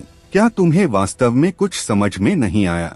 ऐसा नहीं लगता। उसके दिल ने उससे कई बार कहा कि वो लड़का साधारण नहीं था। उसे लगा जैसे आर्यन के शरीर में एक पल के लिए कुछ बदलाव आया था, क्योंकि एक बार उसने भी तलवार मकबरे के उन 2 शब्दों के सामने एक रहस्यमय तकनीक को पूरी तरह से समझ लिया था। तलवार के रास्ते की शक्ति के बारे में उसकी धारणा आम लोगों की तुलना में बहुत मजबूत थी और वो ये महसूस कर सकती थी कि आर्यन का शरीर बहुत अलग था। हालांकि वो यह नहीं बता सकी कि यह अंतर कहाँ था। वो केवल अनुमान लगा रही थी। शायद मैं कुछ ज्यादा सोच रही हूँ। वो बुरी तरह से हंसी, फिर अपनी उड़ती हुई तलवार को जेकाल संप्रदाय की ओर मोड़ दिया। उसके लिए भी अब परीक्षा में कुछ खास बचा नहीं था। जेकाल संप्रदाय एक ऐसा संप्रदाय था जो तलवार की समझ को विकसित करने के लिए शिष्यों को प्रशिक्षित करता था। इसलिए तलवार के रास्ते की उनकी समझ विशेष रूप से महत्वपूर्ण थी। उनके सामने 2 शब्द तलवार मकबरा सबसे अच्छा परीक्षण था। अगर कोई भी इसे समझने में सक्षम नहीं था तो इसका मतलब था कि तलवार को समझने में इन 1,00,000 शिष्यों की प्रतिभा सामान्य थी। तलवार मकबरे के भीतर एक अलग ही दुनिया थी। वो सभी तलवारों के पहाड़ थे, तलवारों से भरे पहाड़ एक के बाद एक, जैसे कि उनका कोई अंत नहीं था। जब आर्यन तलवार के मकबरे में गया, बस बस बस बस बस बस बस बस बस पहाड़ों और मैदानों में सभी तलवारें तलवार की आवाजें और कंपी छोड़ रही थीं, जैसे कि किसी तरह की शक्ति ने उन्हें सक्रिय कर दिया हो। आर्यन ने भी इसे महसूस किया। आसपास के तलवारों के पहाड़ों को देखते हुए उसका दिल कांप उठा। अब यह क्या है? मुझे ऐसा क्यों लग रहा है कि इतनी सारी आंखें मुझे देख रही हैं? यह एहसास बहुत खास था। उन पहाड़ों पर हर तरह की तलवारें थीं। वो सभी जीवित आंखों की जोड़ी की तरह थी जो आर्यन को देख रही थी। इससे आर्यन को यह एहसास हुआ कि जब तक वो हिलेगा, ये तलवारें भी हिलेंगी। जल्दी करो, 8,000 से अधिक शिष्य पहले ही जा चुके हैं। केवल 1,000 या उससे अधिक स्थान ही बचे हैं। सब लोग जल्दी करो, जल्दी करो। आर्यन की आंखें दंग रह गईं और वो तुरंत ठीक हो गया। वो इसके बारे में ज्यादा नहीं सोचना चाहता था। शायद वो इसके लिए कुछ ज्यादा ही आलसी था। पहले मुझे परीक्षा के पहले चरण को पार करना चाहिए। तुरंत टेलीपोर्ट उसने विंड शेडो स्टेप तकनीक का इस्तेमाल किया और पलक झपकते ही वो एक तलवार के पहाड़ पर चढ़ गया। उस तलवार पहाड़ पर तलवारें पागलपन से हिलने लगीं, जिससे धातु के टकराव की आवाज निकलने लगी। 10 मिनट बाद आर्यन ने अपनी सारी गति का उपयोग किया। तलवार के मकबरे के अंदर सभी शिष्य तेजी से दौड़ रहे थे। उन्हें सिर्फ यहाँ एक काम करना था, जितनी जल्दी हो सके अपने लिए एक तलवार चुने, वरना गुफा के अंत में जाकर बाहरी दरवाजे से बाहर निकले और परीक्षा के दूसरे पड़ाव में पहुँच जाएं। आर्यन का दिल आखिरकार शांत हो गया था। उसने भी सिर्फ तेजी से भागने पर ध्यान दिया था। वो जितनी तेज हो सके दौड़ना चाहता था ताकि दूसरे पड़ाव में दाखिल हो सके, क्योंकि बहुत से शिष्य पहले ही बाहर जा चुके थे। कुछ शिष्य बाहर निकलने के रास्ते की रखवाली कर रहे थे। बाहर निकलने के रास्ते के बगल में एक बड़ा काला पत्थर था और यह काला पत्थर उन लोगों की संख्या को दिखाता था जो तलवार के मकबरे से बाहर निकलकर दूसरे चरण में पहुंच गए थे। आर्यन ने देखा कि पत्थर पर 9,815 से अधिक की संख्या थी। इसका मतलब था कि इतने लोग पहले ही दूसरे चरण में पहुंच चुके थे। अब केवल 185 शिष्यों का गुजरना बाकी था। इस तरह पूरे 10,000 शिष्य दूसरे चरण में पहुंच जाते। इस वक्त हजारों की तादाद में शिष्य पहले ही आर्यन के सामने भाग रहे थे। उसके लिए अब बहुत देर हो चुकी थी। आर्यन ने बहुत अधिक परवाह नहीं की। उसने तुरंत एक हाथ उठाकर अपनी 5 उंगलियों में शक्तियों की लहर जारी की, जिससे दर्जनों तलवारें ऊपर उड़ने लगी और इधर उधर बिखर गई। अरे ये देखो, यहाँ कितनी सारी स्पिरिचुअल स्वॉर्ड हैं। जल्दी करो, अपने लिए चुन लो। तलवार मकबरे के अंदर जितनी भी स्वॉर्ड थी, सभी के लिए वो एक दुर्लभ खजाने से कम नहीं थी, लेकिन इन्हें पहाड़ों से निकालना बहुत मुश्किल था। वो केवल अपने मन से बाहर निकलती थी। इसलिए जब उन्होंने देखा कि कितनी सारी स्वॉर्ड पहाड़ों से बाहर आई हुई थी, वो तुरंत मधुमक्खियों के झुंड की तरह दौड़ पड़े। आर्यन उत्साह से हंसा और नंबर देखने के लिए काले पत्थर की ओर देखा। इसके साथ ही वो तेजी से दौड़ भी रहा था। 9,990 शिष्य पहले ही पार कर गए हैं, लेकिन कोई बात नहीं, अभी भी 10 बचे हैं। मैं आराम से बाहर जा सकता हूँ, आर्यन ने अपने मन में सोचा। हालांकि जैसे ही आर्यन वहां पहुंचा, एक बाहरी हिस्से के आधिकारिक शिष्य ने उसके सामने अपनी तलवार कर दी और उसका रास्ता रोक दिया। ओए लड़के, मुझे लगता है कि तू मरना चाहता है, जल्दी कर और भुगतान निकाल। आर्यन चौंक गया। क्या बात है, क्या यह एक परीक्षा नहीं है? वो शिष्य बुरी तरह हंसा और कहा, यह एक परीक्षा है, लेकिन फिर भी तुम्हें वसूली देनी होगी। बाकी तीनों शिष्यों ने भी आर्यन को हंसते हुए देखा। वो कुल मिलाकर 4 लोग थे। तभी आर्यन ने देखा कि एक और शिष्य वहां से गुजर गया और काले पत्थर पर लिखी संख्या से पता चला कि 9,991 पास हो गए थे। और भला मैं वसूली क्यों दूं? आर्यन की भौहें सिकुड़ गई थी। इसका मतलब कि उसे गुस्सा आ रहा था। उन चारों ने उस शिष्य को जाने दिया, लेकिन उसे नहीं। वो है और तुम हो, तुम दूसरों से अलग हो, उनमें से एक शिष्य ने खिलखिलाकर कहा। उसी समय 3 लोग और गुजर गए। अब सिर्फ 6 लोग और जा सकते थे। उसके बाद गुफा का निकास बंद हो जाएगा। आर्यन की आंखें काली हो गई। ओह, तो तुम लोग सियान परिवार के कुत्ते हो, उसने बर्फ जैसी ठंडी आवाज में कहा। बाहरी हिस्से के उन चारों शिष्यों के चेहरे बदल गए और उन्होंने चिल्लाया, भाई मुझे लगता है कि तू जीने से थक गया है। तभी 5 लोग और बाहर निकल गए। अब लेवल 1 जगह बची थी। इसके अलावा बाकी बचे हजारों लोग अपनी पूरी ताकत के साथ बाहर निकलने के लिए भाग रहे थे। अगर अभी आर्यन ने कुछ नहीं किया तो बहुत देर हो जाती। तुरंत आर्यन की आंखें फड़क उठी और उसने गुप्त रूप से अपनी एक हथेली हिलाई। तुम पहले वो 4 नसीब वाले लोग होगे जो मेरी स्वॉर्ड सेंट 81 बार तकनीक से मरोगे। अपने मन में उसने मुस्कुराते हुए कहा। Heaven shocking sword intent. उसकी आवाज बिजली की तरह तेज थी। हालांकि वो अपने मन के अंदर चिल्लाया था। तुरंत आर्यन के 10,000 ट्रयू एनर्जी पॉइंट्स गायब हो गए और उसके शरीर के अंदर एक चौंकाने वाला स्वॉर्ड इंटेंट एक बवंडर की तरह घूमने लगा। फिर अचानक एक तलवार बगल के पहाड़ से हवा को चीरते हुए आई और उन चारों के पास से होकर गुजर गई। किसी ने भी कुछ नहीं देखा और ना ही महसूस किया। इसके तुरंत बाद उसके दिमाग में सिस्टम की लगातार 4 आवाज गूंजी और वो मुस्कुराते हुए गुफा से बाहर निकलने के लिए दौड़ पड़ा। तुम लोगों को देखकर पंगा लेना चाहिए कि तुम्हारे सामने कौन है, वरना जान जाने का भी खतरा हो सकता है।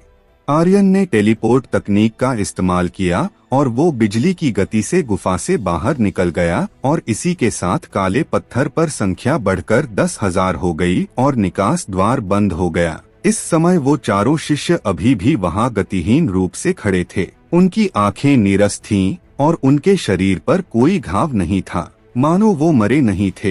हालांकि जैसे ही एक ने दूसरे शिष्य के शरीर को धीरे से छुआ, बैंग, उन चारों के शरीर जमीन पर गिर गए और उनका शरीर घोड़ों द्वारा फाड़े जा रहे शव की तरह फट गया था। यह अतुलनीय रूप से दुखद और क्रूर था। उनके शरीर का हर एक हिस्सा कई टुकड़ों में बंट गया और खून बहने लगा था। जब आसपास मौजूद लोगों ने उन्हें इस हालत में देखा तो वो चीखने चिल्लाने लगे। वो पूरी तरह से घबरा गए थे। उन्हें लग रहा था शायद किसी बुरी आत्मा ने चारों को मारा है।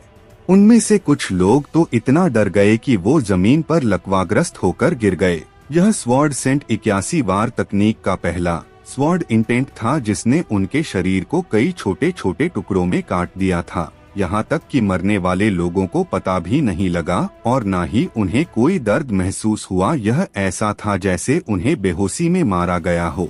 ये स्वर्ग और नरक तक को चौंका देने वाली तलवार की वसीयत थी। यह स्वॉर्ड सेंट की विरासत थी। आर्यन ने इसे नहीं देखा। वो केवल इतना जानता था कि स्वॉर्ड सेंट 81 बार तकनीक बेहद शक्तिशाली थी। यहाँ तक कि अभी भी उसके शरीर से चौंकाने वाला स्वॉर्ड इंटेंट निकल रहा था जो बेहद क्रूर था। हालांकि उसे अभी इस बात की परवाह करने का मूड नहीं था। अभी उसकी सर्वोच्च प्राथमिकता बीस्ट्स को जल्द से जल्द मारना था, क्योंकि परीक्षा का दूसरा दौर पहले ही शुरू हो चुका था। वो शिकार के मैदान में प्रवेश करने वाला अंतिम व्यक्ति था। दूसरे शब्दों में कहें तो उसके पास सबसे कम समय था। हो सकता है कि उसके सामने मौजूद 9,999 शिष्यों ने पहले ही उतने ही बीस्ट्स को मार डाला हो जितना वो सोच सकता था। 10,000 लोगों में से केवल 1,000 लोगों को चुना जाएगा, इसलिए उसे तेज होना था, नहीं तो वो वास्तव में हार जाएगा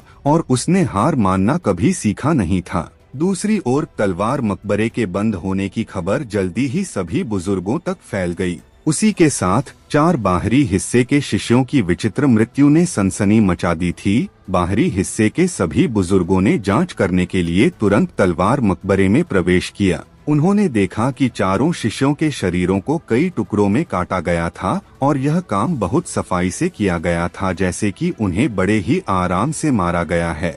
उनमें से किसी भी बुजुर्ग को कुछ समझ नहीं आ रहा था। क्या ऐसा हो सकता है कि इसके पीछे तलवार पहाड़ का हाथ हो? केशव ने पूछा। कुछ बुजुर्गों ने अपनी नजरें आसपास के तलवार पहाड़ों की ओर घुमाई।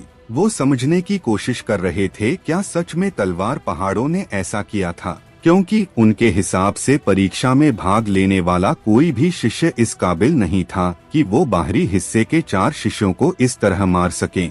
इस तरह मारने के लिए उनके पास अद्वितीय शक्ति होनी चाहिए, अद्वितीय तलवार तकनीक होनी चाहिए, अद्वितीय प्रतिभा के साथ स्वॉर्ड इंटेंट भी बहुत ही मजबूत होना चाहिए। ऐसा व्यक्ति भाग लेने वाले शिष्यों में कोई भी नहीं था। एकमात्र संभावना यह थी कि तलवार मकबरे ने ऐसा किया होगा। केशव ने गहरी आवाज में आसपास प्रतिभागी शिष्यों से पूछा, क्या तुम लोगों ने कुछ देखा था कि ऐसा किसने किया है?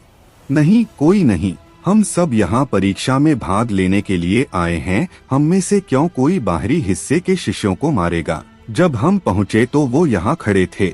एक हल्की आवाज के साथ वो जमीन पर गिर गए। फिर उनके शरीर के अपने आप टुकड़े हो गए। हमने कुछ भी नहीं किया है। कुछ शिष्यों ने उसे बताया, उन्होंने सच्चाई बताई थी। केशव ने कहा, 4 आधिकारिक शिष्यों की रहस्यमय तरीके से मृत्यु हो गई है। मुझे लगता है कि यह मामला तलवार मकबरे से संबंधित है। बुजुर्गों, आपको क्या लगता है? उसी समय एक शिष्य ने धीरे से कहा, मैंने 4 बड़े भाइयों को थोड़ी देर किसी से बात करते देखा था और ऐसा लगा रहा था जैसे उनका झगड़ा हो रहा हो। क्या ऐसा हो सकता है कि उनकी मौत का इससे कोई लेना देना है? केशव ने तुरंत एक कदम आगे बढ़कर कहा, तुम्हारा क्या मतलब है? साफ साफ बताओ, उनका किससे झगड़ा हुआ था? उस शिष्य ने कहा, मैं भी उसे नहीं जानता। मुझे केवल इतना पता है कि वो बहुत घमंडी है और उसने 4 बड़े भाइयों का कोई सम्मान नहीं किया। केशव ने पूछा, अगर मैं तुम्हें उसे पहचानने दूं, तो क्या तुम उसे पहचान पाओगे? शिष्य ने तुरंत कोई जवाब नहीं दिया। केशव ने फिर से कहा, अगर तुम उसे पहचान पाए तो मैं तुम्हें एक खास इनाम दूंगा और तुम्हें जेकाल संप्रदाय का शिष्य भी बना दूंगा। उसकी बात खत्म होते ही उस शिष्य ने तुरंत सिर हिलाकर कहा, हाँ। केशव के चेहरे पर एक तिरछी मुस्कान फैल गई। ठीक है, तुम बाद में मेरे साथ चलना, उसने कहा। उसकी अपनी योजनाएं थीं। उसकी योजना यह थी कि कोई फर्क नहीं पड़ता कि 4 आधिकारिक शिष्यों को किसने मारा या वो तलवार पहाड़ की अजीबो शक्ति से मारे गए। वो बस इस अपराध का आरोप एक व्यक्ति पर लगाना चाहता था। वो कुछ पैसे कमाना चाहता था और यह बताने की कोई जरूरत नहीं है कि वो सियान परिवार के लिए यह सब कर रहा था। वर्तमान सियान परिवार आकाश में सूरज की तरह था और कबीर को संप्रदाय गुरु द्वारा चुना गया था। अगर वो सियान परिवार के साथ अपने संबंध अच्छे बनाता है तो इससे उसके भविष्य के दिन स्वाभाविक रूप से बहुत बेहतर होते। केशव अपने दिल में ठंड से हंसा। ही आर्यन, मुझे निर्दयी होने के लिए दोष मत देना। अगर तुम किसी को दोष देना चाहते हो तो दुर्भाग्यपूर्ण होने के लिए खुद को दोष दो। जेकाल चोटी कानून हॉल का कारागार। मोटू के पीछे का हिस्सा सूजा हुआ था और उसकी पीठ खून से लथपथ थी। यह इतना दर्दनाक था कि वो पूरी तरह से टूट चुका था। ओह, मेरे नितंब में बहुत दर्द हो रहा है। हालांकि मीरा को देखकर ऐसा लगा जैसे कुछ हुआ ही ना हो। शुरू से अंत तक उसने दर्द के कारण एक उफ तक नहीं की थी। मोटू यह पूछने से खुद को रोक नहीं पाया, जूनियर सिस्टर, क्या तुम्हें दर्द नहीं हो रहा है? मीरा खड़ी हो गई और बिना किसी जवाब के वो जल्दी से जेकाल चोटी से नीचे उतर गई। वो आर्यन को ढूंढना चाहती थी और अपने दिल में को यह भी प्रार्थना कर रही थी कि आर्यन तलवार मकबरे की परीक्षा में उत्तीर्ण ना हो। कुछ घंटे पहले वो अपने दिल में यह उम्मीद कर रही थी कि आर्यन परीक्षा पास कर पाएगा, लेकिन अब उसे लग रहा था कि वो परीक्षा पास करना तो छोड़ो, सुरक्षित रूप से बाहर भी नहीं आ पाएगा। मोटू ने जाती हुई मीरा के पीछे के हिस्से को देखा जो बुरी तरह से विकृत हो गया था और उसका दिल थोड़ा परेशान हो गया। अगर उसकी जगह कोई और लड़की होती तो वो सालों तक चल नहीं पाती। मीरा, रुको, मेरा इंतजार करो। शिकार के मैदानों में एक खतरनाक बीस्ट जिसके 8 पैर और पूरे शरीर पर एक कवच था। उसकी पीठ पर एक बड़ी सी तलवार थी जो एक तेज रोशनी में चमक रही थी। यह एक तलवार बीस्ट था। आर्यन उसके सामने खड़ा था। उसके चेहरे पर इस वक्त कोई भाव नहीं था। उसने अपना एक हाथ हिलाया और पैर पटकते हुए तेजी से तलवार बीस्ट की ओर भागा। आर्यन की गति इतनी तेज थी कि तलवार बीस्ट यह भी महसूस नहीं कर पाया कि वो कब उसके पास आ गया और कब उसकी गर्दन को उसके तन से जुदा कर दिया। आर्यन बीस्ट की दूसरी ओर खड़ा था। उसके हाथ में एक पतली स्वॉर्ड थी जिससे खून टपक रहा था। आर्यन, तुम्हें तलवार बीस्ट को मारने पर 700 EXP पॉइंट्स, 800 ट्रयू एनर्जी पॉइंट्स और एक स्ट्राइकिंग मूल्य मिला है। आर्यन, तुम्हें एक अर्थ स्टेज बीस्ट स्वॉर्ड मिली है।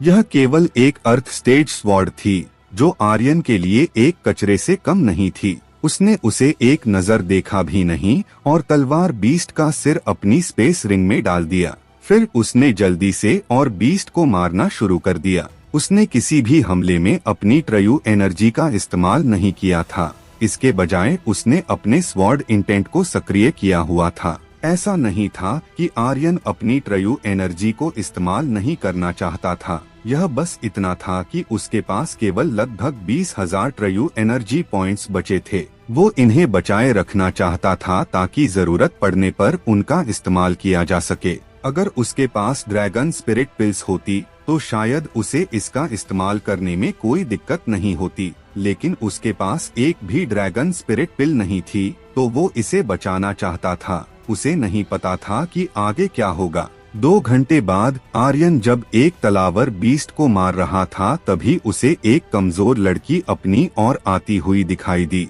उस लड़की के शरीर पर बहुत ही कम कपड़े थे, शिवाय निजी अंगों को ठीक से ढकने वाले कपड़ों के अलावा उसके शरीर पर कोई भी कपड़ा नहीं था। दिखने में वो लड़की बुरी नहीं लग रही थी, खास तौर पर उसकी आकर्षक आंखें जो असीमित इच्छा पैदा कर सकती थीं। सीनियर, क्या आप मुझे भी साथ में लेकर चल सकते हैं? लड़की की आवाज इतनी कोमल थी कि यह किसी के पूरे शरीर को सुन्न कर सकती थी, जिससे किसी के पूरे शरीर पर रोंगटे खड़े हो सकते थे।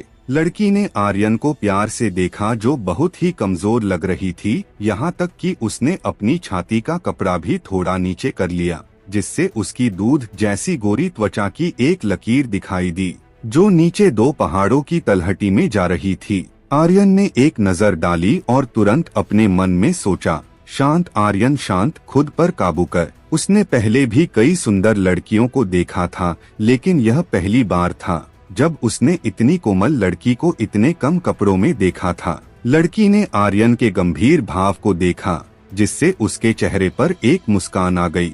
वो जानती थी कि आर्यन शांत होने का नाटक कर रहा था, लेकिन वास्तव में वो उसकी खूबसूरती देखकर बेकाबू हो रहा था। शिकार के मैदान में आने के बाद से वो बहुत कठिनाइयों से गुजर रही थी, यहाँ तक एक बीस्ट ने उसे घायल भी कर दिया था। वो बीस्टों का शिकार करने में बिल्कुल भी अच्छी नहीं थी, इसके बजाय वो मर्दों के शिकार में तेज थी। साथ ही उसका एक उपनाम भी था, जहरीली विडो। आर्यन ने अजीब तरह से अपना सिर खुजलाया और कहा, आप एक टीम बनाना चाहती हैं?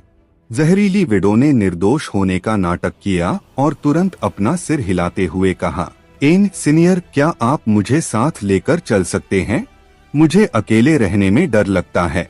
यह कहते हुए वो लड़खड़ाते हुए आर्यन की बाहों में गिर गई। उसके शरीर से एक सुगंध बाहर निकली और जैसे ही वो आर्यन की सांसों के माध्यम से नाक में गई, उसका दिमाग बेकाबू होने लगा। जहरीली विडो के पतले जेड जैसे हाथों ने आर्यन की छाती को आगे पीछे किया। यह इतना कोमल था कि इससे लोगों को गुदगुदी हो सकती थी, लेकिन साथ ही यह अतुलनीय रूप से आरामदायक था। तुरंत बिना एक भी शब्द कहे आर्यन ने कहा, कोई बात नहीं, यह मुझ पर छोड़ दो।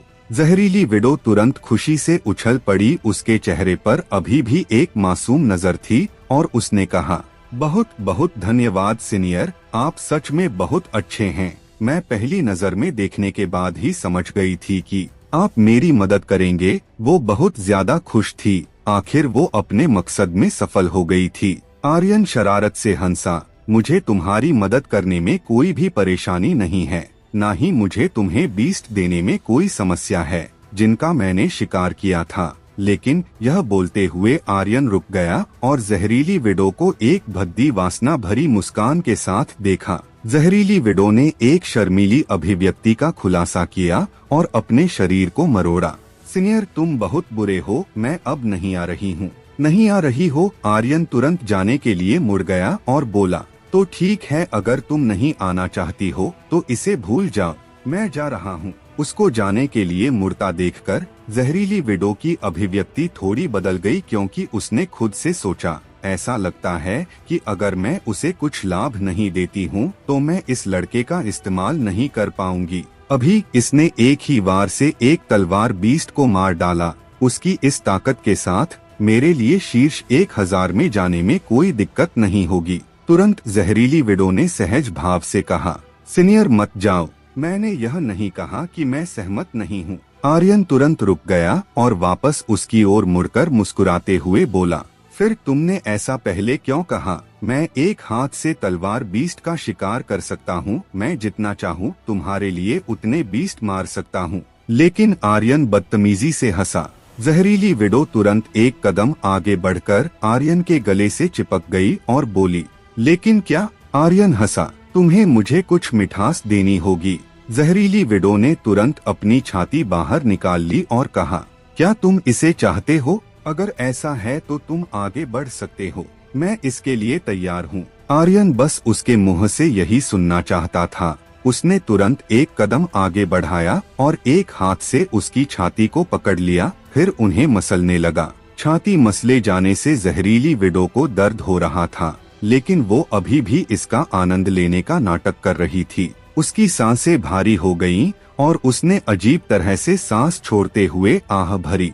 आर्यन बुरी तरह से मुस्कुराया, मैं इसे और बर्दाश्त नहीं कर सकता। इसके तुरंत बाद उसने जहरीली विडो की छाती का पूरा कपड़ा फाड़कर फेंक दिया। साथ ही उसने उसके शरीर के निचले हिस्से को ढक रहे कपड़े को भी फाड़ दिया। उसके शरीर के निचले हिस्से पर अब बस एक छोटा सा कपड़ा बचा था। उसे लगभग पूरी तरह से नग्न कर दिया गया था। इससे जहरीली विडो थोड़ी हैरान रह गई। उसने तुरंत अपनी छाती को दोनों हाथों से ढक लिया और डर का भाव प्रकट करते हुए कहा, सीनियर, क्या आप सच में ऐसा करना चाहते हैं?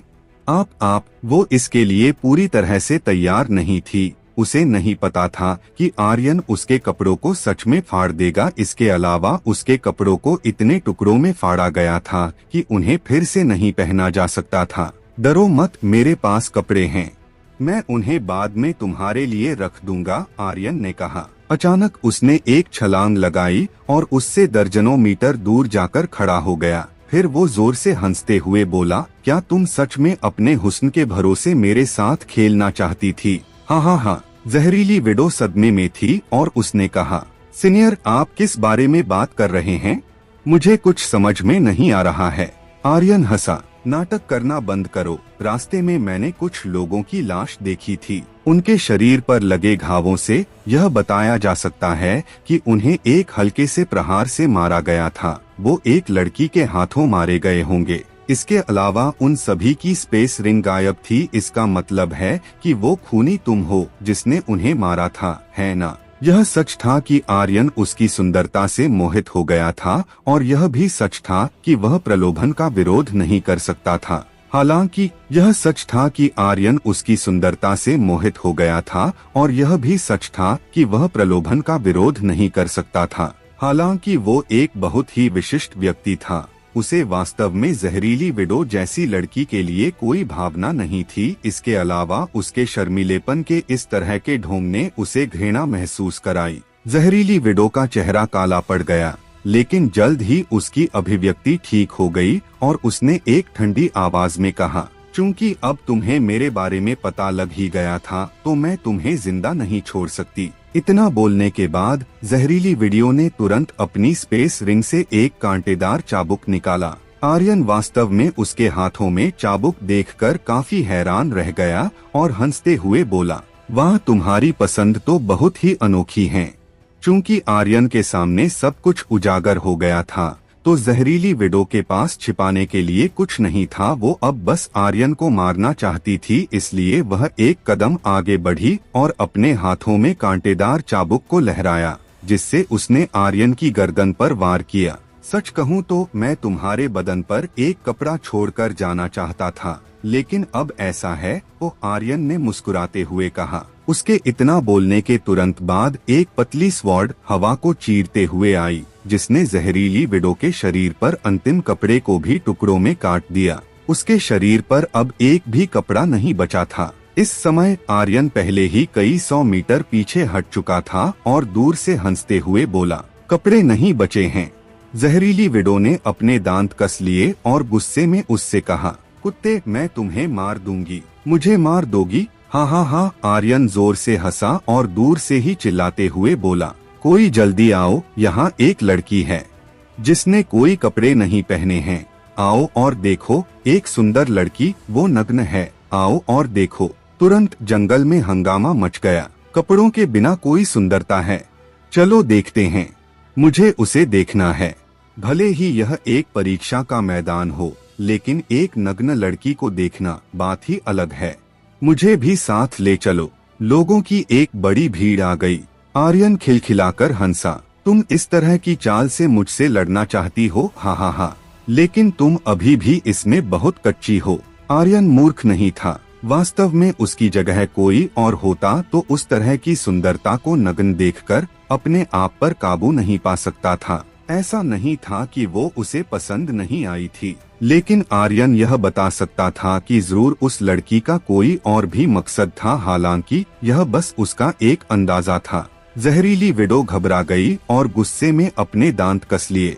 बस तुम रुको, मैं तुम्हें जरूर सबक सिखाऊंगी। इसके साथ ही वो जंगल की गहराई में भाग गई। आर्यन हंस पड़ा, मत भागो, चलो थोड़ी देर बात करते हैं। क्या तुम मुझे मारने की कोशिश नहीं कर रही हो? इसके बाद आर्यन ने फिर से जोर से कहा, हाँ, पूर्व की ओर भाइयों, जल्दी करा, वहाँ एक नग्न लड़की दौड़ रही है। आधे मिनट बाद, वाह, यह वास्तव में कपड़ों के बिना एक सुंदरता है। हाँ हाँ हाँ, यार, उस लड़के का भला हो जिसने ऐसी सुंदर लड़की के दर्शन करा दिए। आखिर आज मुझे पता चल गया है कि अशांत लहरों का क्या मतलब है। अरे सुंदर लड़की, क्या तुम मेरे साथ खेलना चाहती हो? जहरीली विडो से उसने पीछा छुड़ा लिया था। हालांकि परीक्षा अभी खत्म नहीं हुई थी, इसलिए उसने हार नहीं मानी और उस पर ज्यादा ध्यान नहीं दिया। उसका लक्ष्य तलवार बीस्ट का शिकार करना था और अब जब उसने 10 से अधिक तलवार बीस्ट को मार दिया था तो इससे भी वो शीर्ष 1000 में नहीं पहुंच सकता था। चलो फिर से शिकार शुरू करते हैं, आर्यन ने जंगल में घुसते हुए कहा और गहराई में कहीं गायब हो गया। दूसरी ओर एक शिष्य ने जल्दबाजी में कहा, बुजुर्ग, मैंने पहले ही उस लड़के का पता लगा लिया है कि वो इस वक्त कहाँ है।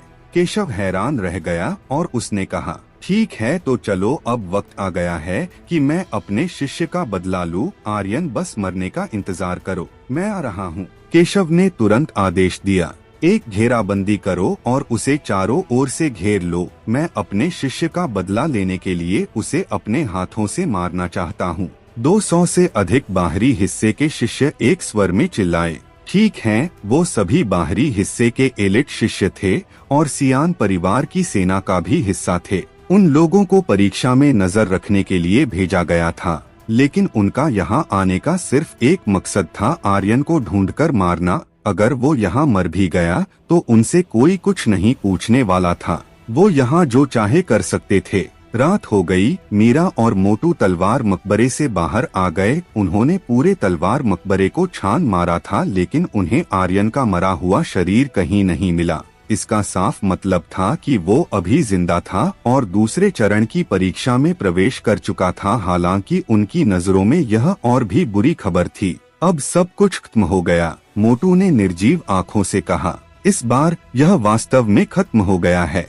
सियान परिवार के 300 शिष्यों को शिकार के मैदान में रखा गया है। इस बार मास्टर, यह सब मेरी गलती है। अगर मैं मास्टर को जेकाल संप्रदाय में शामिल होने के लिए नहीं कहता तो वो 300 बाहरी शिष्यों के सामने अगर आर्यन एक युद्ध सम्राट भी होता, फिर भी वो उनकी बराबरी नहीं कर सकता था। मैं शिकार के मैदान में प्रवेश करना चाहती हूँ, मीरा ने कहा। अंदर जाना चाहती हो? और वो तुम कैसे करने वाली हो? मोटू ने कहा। तुम्हें तो पता है अंदर कैसे जाते हैं। तलवार मकबरे से बाहर निकलना ही शिकार के मैदानों का एकमात्र रास्ता है। अब जब इसे सील कर दिया गया है तो हम इसमें प्रवेश नहीं कर सकते, मीरा ने कहा। मुझे परवाह नहीं है, मुझे बस अंदर जाना है। यह ऐसा था जैसे कि वो कुछ समझ नहीं पा रही हो। वो वास्तव में आर्यन के लिए बहुत ज्यादा परेशान थी। वो पहले कभी किसी व्यक्ति के लिए इतनी परेशान नहीं हुई थी। यह पहली बार था। यह एहसास बहुत खास था। मोटू ने कहा, मैं भी अंदर जाना चाहता हूँ। लेकिन यह असंभव है। अब एकमात्र रास्ता यह है कि एक अंदरूनी हिस्से के बुजुर्ग को ढूंढा जाए और उसे सियान परिवार को कोई भी कदम उठाने से पहले रोकने के लिए कहे। मास्टर को बचाने का यही एकमात्र रास्ता है। यह सुनकर मीरा की आंखें ठंडी हो गईं।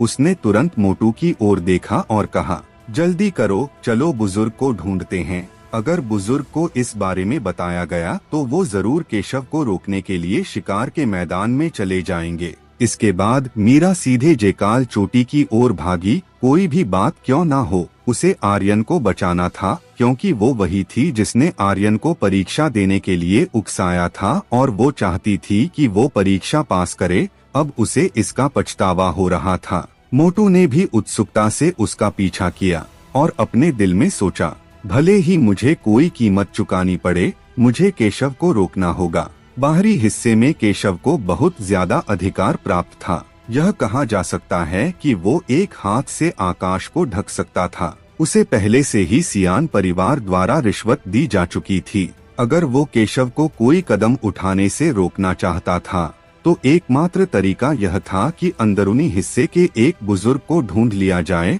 और उसे हस्तक्षेप करने के लिए कहा जाए। इसलिए मीरा और मोटू सीधे अंदरूनी हिस्से की पर्वत चोटी की ओर जा रहे थे।